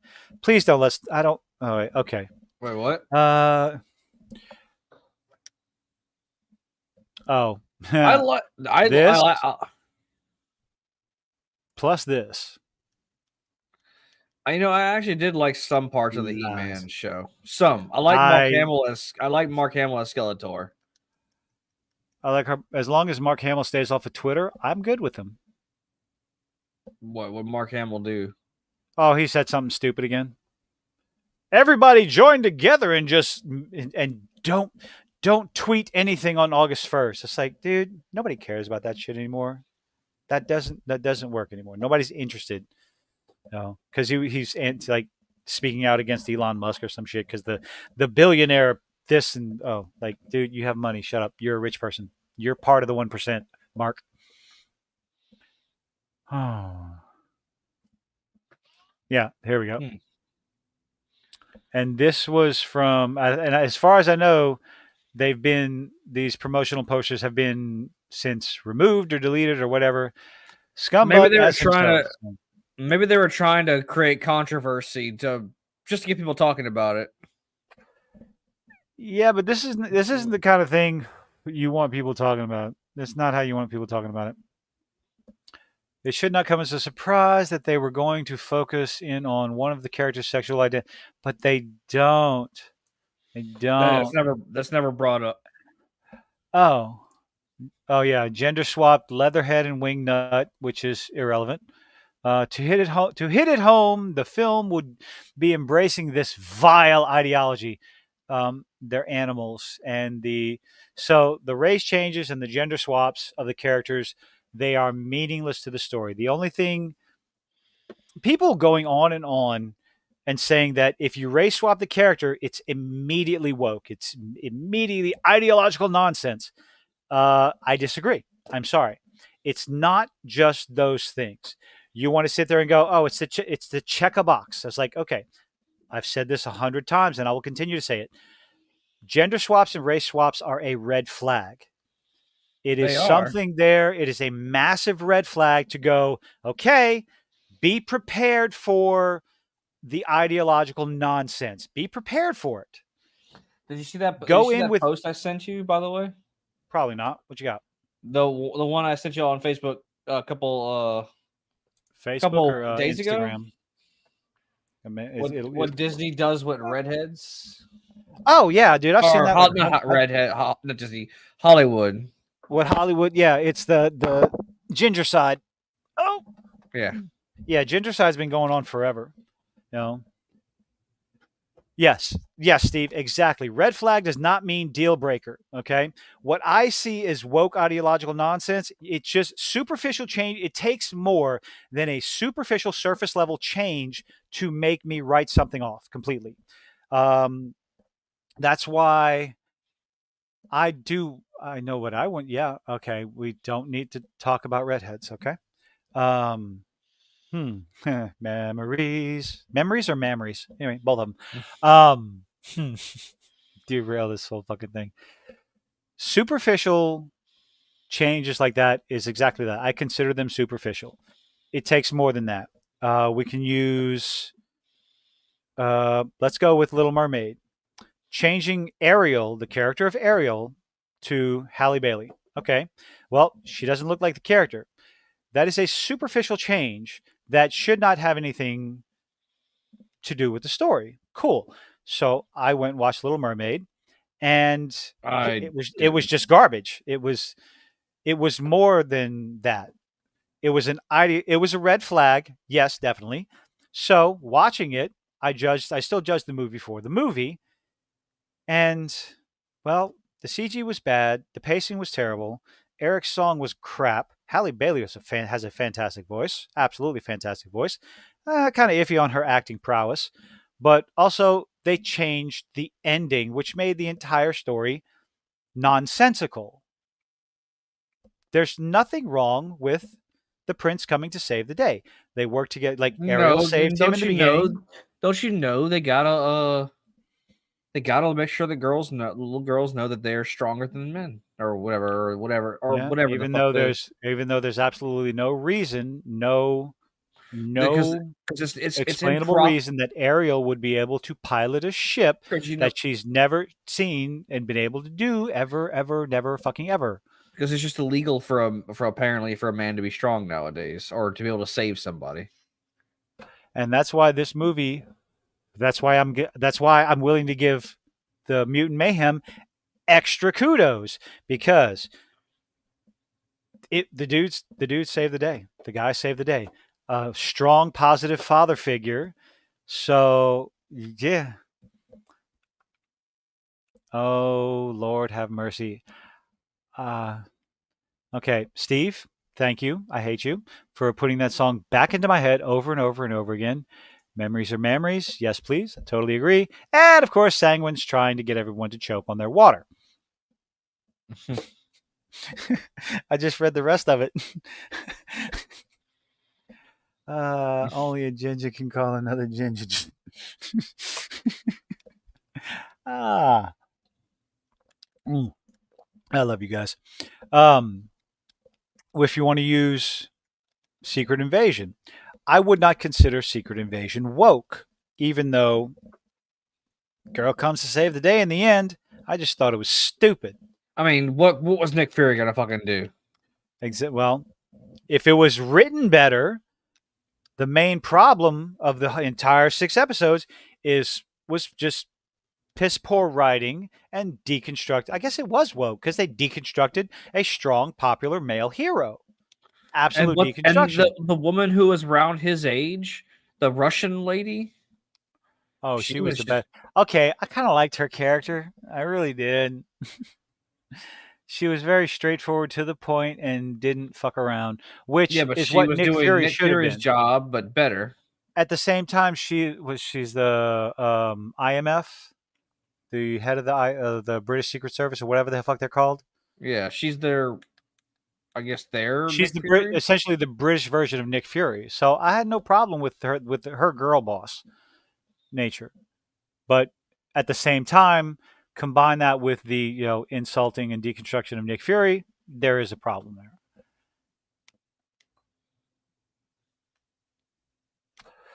But let's see. There was something about this character right here, Utrom. I think she's an alien. She's a fucking alien. Oh, I really have that feeling that there's an alien in that gut. Utrom? No. That's an alien. Were aliens part of since the beginning? Okay, I didn't know, so let's see.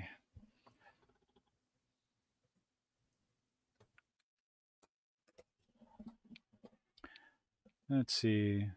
Essentially, if you remember the animated show Krang, he's a single entity that's part of the entire species. I never watched the animated show, so you never watched it. They were from Dimension X. Yep. Her name Utrom. That's their species. Their species is the Utrom. I knew it. Congratulations. I knew it. She's an alien. She's a fucking alien. Seth Rogen's name was attached to the project. Again, if you look at some of his other work, some of it's hit or miss because we got Santa Inc. and that was a goddamn abomination. Aliens created the mutagenic ooze. Let's put this back up. Aliens created the mutagenic ooze as like a byproduct of their power generator. No, the mutagen. So in this movie, in this version, it looks like it's something they're trying to create and trying to perfect. Baxter Stockman was working on it, trying to perfect it, and when they saw what they were doing to Superfly, he ran away. He stole. Superfly was his pet child experiment or whatever, and he stole it, ran away with all the notes and all this other stuff, and with the ooze that he created to get away from TSRI, what I can't remember. In the comics, oh shit, you're gonna have to make me read them again. I need to get my hands on the first 2 volumes because the individual comics, I think each volume is 5 or 6 comics. I'm gonna have to go dig them out. I'll post pictures, but I used to have the first 2 colored volumes. I lost them some decades ago, but I'm glad I still have all the individual comics. I cannot remember what the mutagen And then, of course, it's which comics are you referring to? I'm so gonna get back into the Ninja Turtles and all the lore and stuff like that because I loved it. I loved it. I loved it. I loved it. Um, yeah, I bet you Utrom are. in Paramount Pictures, huh? I said, I bet you are. Oh yeah. Seth Rogen's name's attached to it. It's just having his name attached to something, like I said. Uh, yes. Duh. I already forgot. Santa Inc. was terrible. It was just absolutely terrible. But Invincibles, the first season of The Boys, at least, his studio has his name attached to it. Some of his earlier comedy stuff is funny as hell. Um, and of course, people need to stop asking him for opinion. You know, I mean, personally, it's like I think I'm actively trying to make less things starring white people. Well, you failed, dumbass. Uh, Wait. Seth Rogen said what? he said, "Okay, I need." In back in 2020, he told Entertainment Weekly, "quote I mean, personally, I think I'm just actively trying to make less things starring white people." Sorry, I shouldn't do that. That's mean. I went on to say, and if I'm succeeding or I'm not, I'm very much looking to have a far more diverse group of writers and directors and actors that we generally work with, because that group is not incredibly diverse, whatever he was referring to. And you know what? I don't see a problem with having a diverse group of writers, but depending on what you're writing about. If you're just writing a basic ass story with a diverse cast, sure, get whoever, but as long as there's merit involved, I couldn't care less about that shit. Let's see how I'm trying to deal with it. Right. That's how I'm trying to deal with it. It's just to actively take, as they would say, anti-racist measures to assure that doing some work is done to acknowledge that black people are very marginalized. Oh, shut the fuck up, you activist twat. Merit. Merit ignores skin color.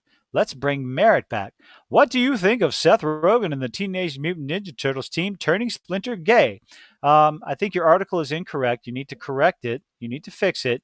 You need to issue a retraction and say something in your video that, you know,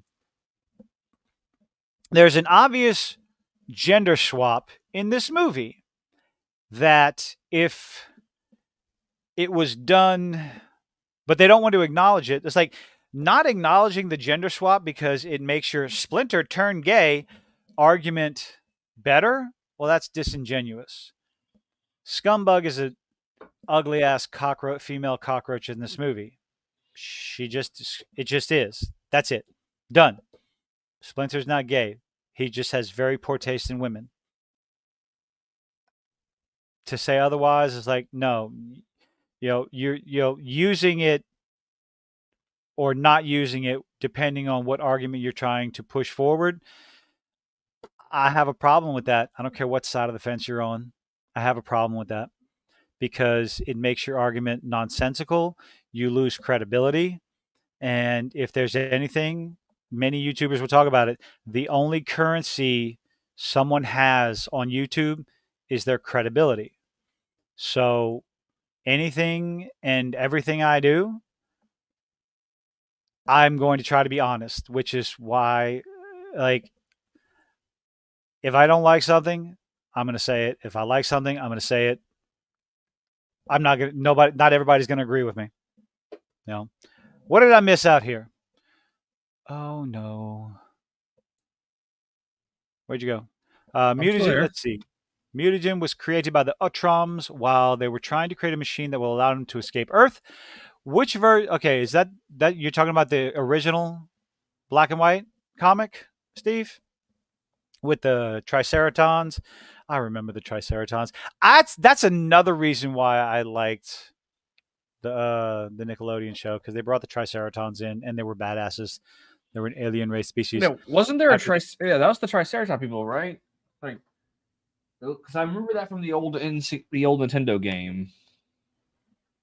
Oh yeah, yes. Merit should come first always. In New York City, in order to allow the funds acquired through their transactions to help them return home, they tried to create the machine secretly. However, during its creation, the waste turned into a mutagen. Okay. I got to go back and read the comics, which I'll happily do. Turned into a mutagen with their attempts to dispose of it, resulting in the canisters falling off the back of a truck. Yeah, I do remember that because I went digging through.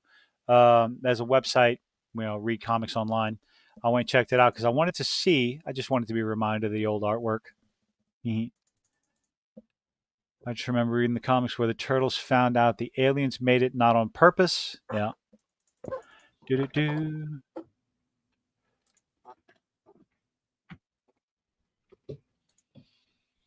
Oh, that's it. What did you think of the soundtrack? I'm not really a fan of hip hop, man. So what about the Four Non Blondes?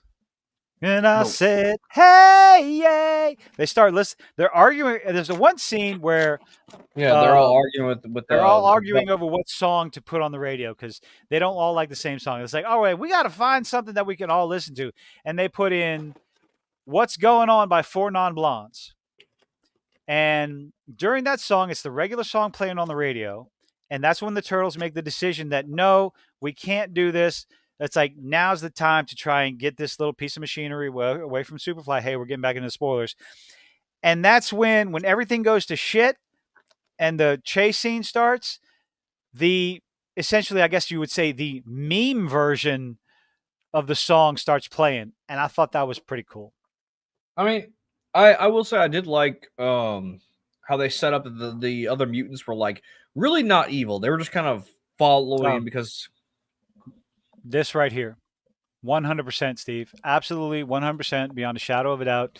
That's all I was thinking of when they were playing it on the screen. I was chuckling because it was Prince Adam just singing with all the sparkly disco shit in the back. Yes. Memes have ruined this. Oh, man. But yeah, we're going to go ahead and remove that. I mean, I know that the Warthog, Bebop, and Rocksteady were supposed to be evil throughout the entire series, right? Yeah, they're bad guys. They're straight up bad guys. And then all of a sudden at the end, we don't think that's okay, killing all the humans. It's like, oh, for fuck's sake. Every single one of the mutated bad guys are all of a sudden, hey, we're good guys now. Like, wait a minute. You didn't, like, whatever. Well, I did. It's like that is something that I do have a problem with. And of course, the end of the movie when Captain Dumb Bitch over here, where's she at? Ultron, all the way down. Where's she at? Ooh, summoning Splitter. I mean, not Splitter. Shredder. Shredder. God. Ultimately, I was okay with the anime, like the way they drew all the humans and shit. Just the warped dimension, the features and everything. Is like, yeah, okay. April wasn't warped. True. Yeah.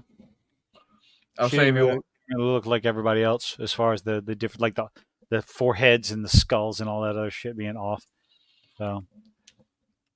Yeah, she was I thought it was kind of, and that was another red flag at the very beginning of the movie is that she was the most normal looking one. Like, oh god, they're about to make her like the girl boss thing, like, but no, yeah. They didn't. Pleasantly surprised that she was just one of the gang, which,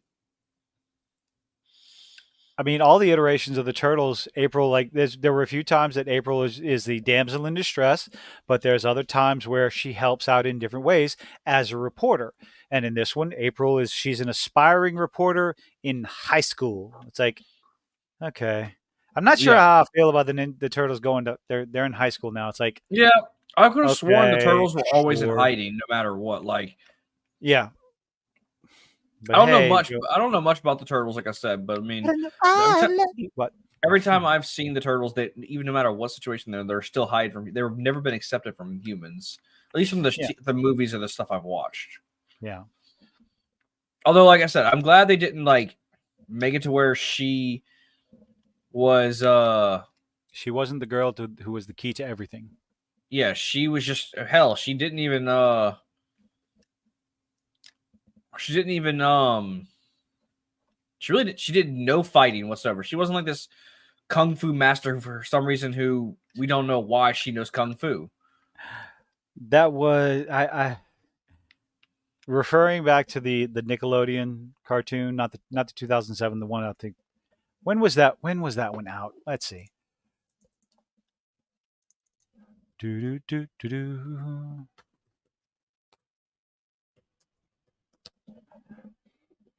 What year is that? 2012. My dude, you're asking the Right? wrong guy. No, I just looked it up. It was the 2012 version.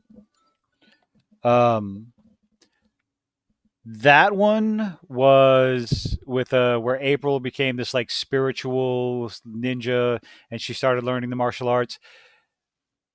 It was okay because she struggled and everything, but I still thought it was like, Oh, how you much mean the do I care about TMNT this? movie? Like the one with the No, not the immortals? no, not the movie. The 2012 animated series Oh, I was like, on Nickelodeon. didn't she fight? I could have sworn she fought in the Yeah, movie. Like, she learned martial arts eventually. But yeah, when they're trying to pick stuff on the radio, Steve, there is go ninja, go ninja, go for one brief moment on the yeah, radio. it's a small scene, but it's there. Voice actor, wait, what? Voice actor news of Baldur's Gate 3 I posted. I don't think you posted that here. Let me- Yeah, but it was only for a couple of seconds though. That's the problem.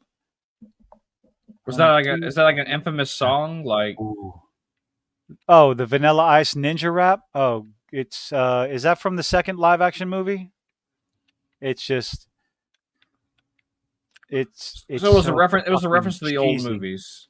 Yes, the old live action movies because Vanilla Ice was very popular at the time. So they put him in the movie and the Ninja Turtles dance on stage with him. It's like, "Oh, Lord."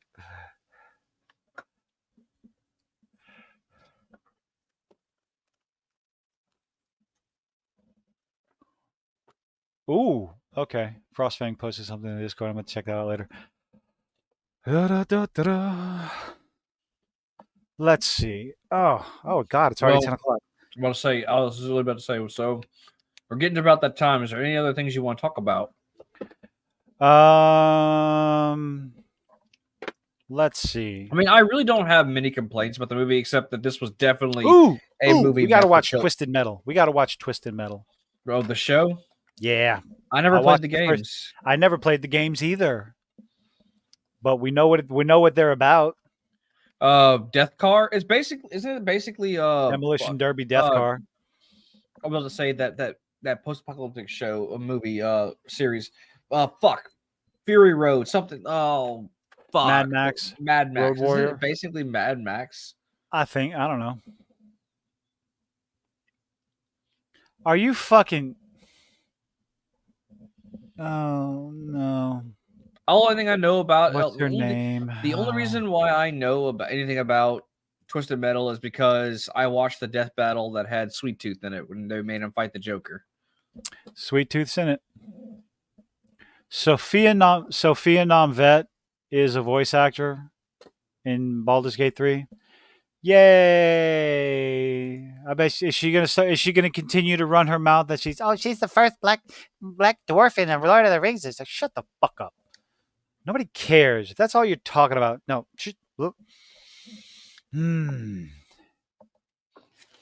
Yeah. Well, people. I mean, she can't really say that she's the first black dwarf because there's been so many people in D&D who've played it for years who probably imagine themselves as a black dwarf. So, yeah. I'm definitely going to jump on tomorrow night if he's streaming. I'm kind of glad he didn't stream last night because I probably would have been running my mouth about my initial reaction to this movie. You saw it today or yesterday? Huh? You saw it today or yesterday? Yesterday. Okay, I saw it today, like a few hours ago. Oh, well, yesterday was my only opportunity. I wouldn't have been able to watch it today. Well, no, let me rephrase that. I would have.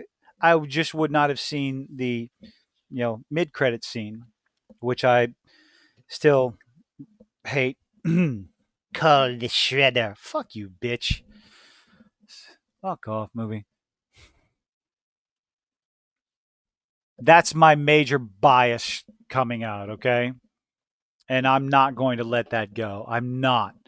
That's not how you. Well, that's how they introduced Thanos. Thanos is not a comparable bad guy in the franchise when you're talking about the Shredder and Teenage Mutant Ninja Turtles. I'm sorry. People will disagree with me, but when it comes to iconic bad guys, Ninja Turtles, Splinter, Shredder, there is no one else. That is not how you introduce him. What do you mean? They didn't introduce Thanos in a bad way in the MCU. They introduce him in a cutscene. I mean, An not a after credit scene. in an after credit scene. Well, yeah, because I mean that's how you got people to fucking like get excited for the next thing. Because that's back whenever the the MCU was good.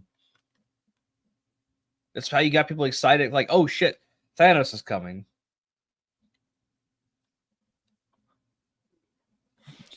I think Steve's trying to trick me. About what? Doing a search for ball gag. I mean, if you find the pictures somewhere online, I'm sure you have them somewhere, somehow. I don't know. I don't know what you're talking about. I would never. No, never mind. Don't you lie to these people. La di da di da di da di da. No, I can honestly say I would never be interested in using a ball gag with 100% factual. I would never be interested in using a ball gag. Don't you lie to these poor people. I'm not. I'm being honest. No. Nope. Anyway, any other last minute thing? It doesn't allow you to use your mouth and the tongue or anything like that. That's the problem. It's just something in the way. Sorry. Do do do do do do do. It's a lovely mental image to leave everybody on. Mwahaha. But yes, definitely going to call it on that one. Oh, God, I'm so tired. Oh, that's what you want to call it, huh? Yeah, ball gag.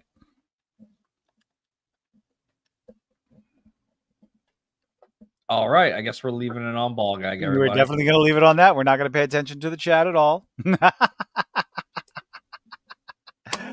Thank you, everyone, for joining us. At one point, we had 10 people watching. Thank you, everyone. Hope you join us next time. Be more videos. What you got? What you playing right now? Right now, Star Wars. We got like a month. We got a month until Starfield. Starfield's coming out like in 30 days or some shit. I am so excited. I was watching. Yeah, we're gonna go ahead and keep talking. I was watching 21 Kiloton. Highly recommend his shit. He's funny as fuck. He was talking about the best way to buy games, and one of the things that, of course, gamers will never learn is don't pre-order. Wait for the game to be out. Wait for the game to come out a little bit. I pre-ordered Diablo 4, sir, and I don't regret it. That's fine. Armored Core and Starfield. Yes, I'm gonna be yes. Bonus hole. Anyway, almost got through an entire stream without talking about the bonus hole, baby. Armored Core. I'm gonna have to start setting some money aside for that, but I don't have to pay for Starfield. I can play that on the Xbox. So was it gonna be on Pass or it's something? on day one Game Pass, so I don't have to worry about pre-ordering. I'm gonna play that motherfucker day one. I'm gonna have to delete like a bunch of shit off my Xbox, but I'm playing it day one, and I will be streaming it. It'll be on Twitch. So I'll speaking of streaming, I will probably start streaming again soon because now that I have my setup, I've got my sound. Get my actual stream set up pretty good now. Like I've got my sound foam panels on the wall, so honestly, it should be reducing the echo. I should sound more clear. I mean, it wasn't that my audio was terrible to begin with. You sound fine to me. Yeah, well, I made it better because now So now, my originally back when I was in my old apartment before I moved in with my girlfriend, my sound foam was all over the walls, and like it was like because I was trying to like reduce as much echo in my living room as possible. Also, I have a whole room now dedicated to streaming and gaming. So Real quick, Sanguine, you're just a terrible gamer if you're just going to be a space cop. I don't understand how anyone would want to be a space cop. Yeah, I watched. I know what you're talking about. yes, Moronic.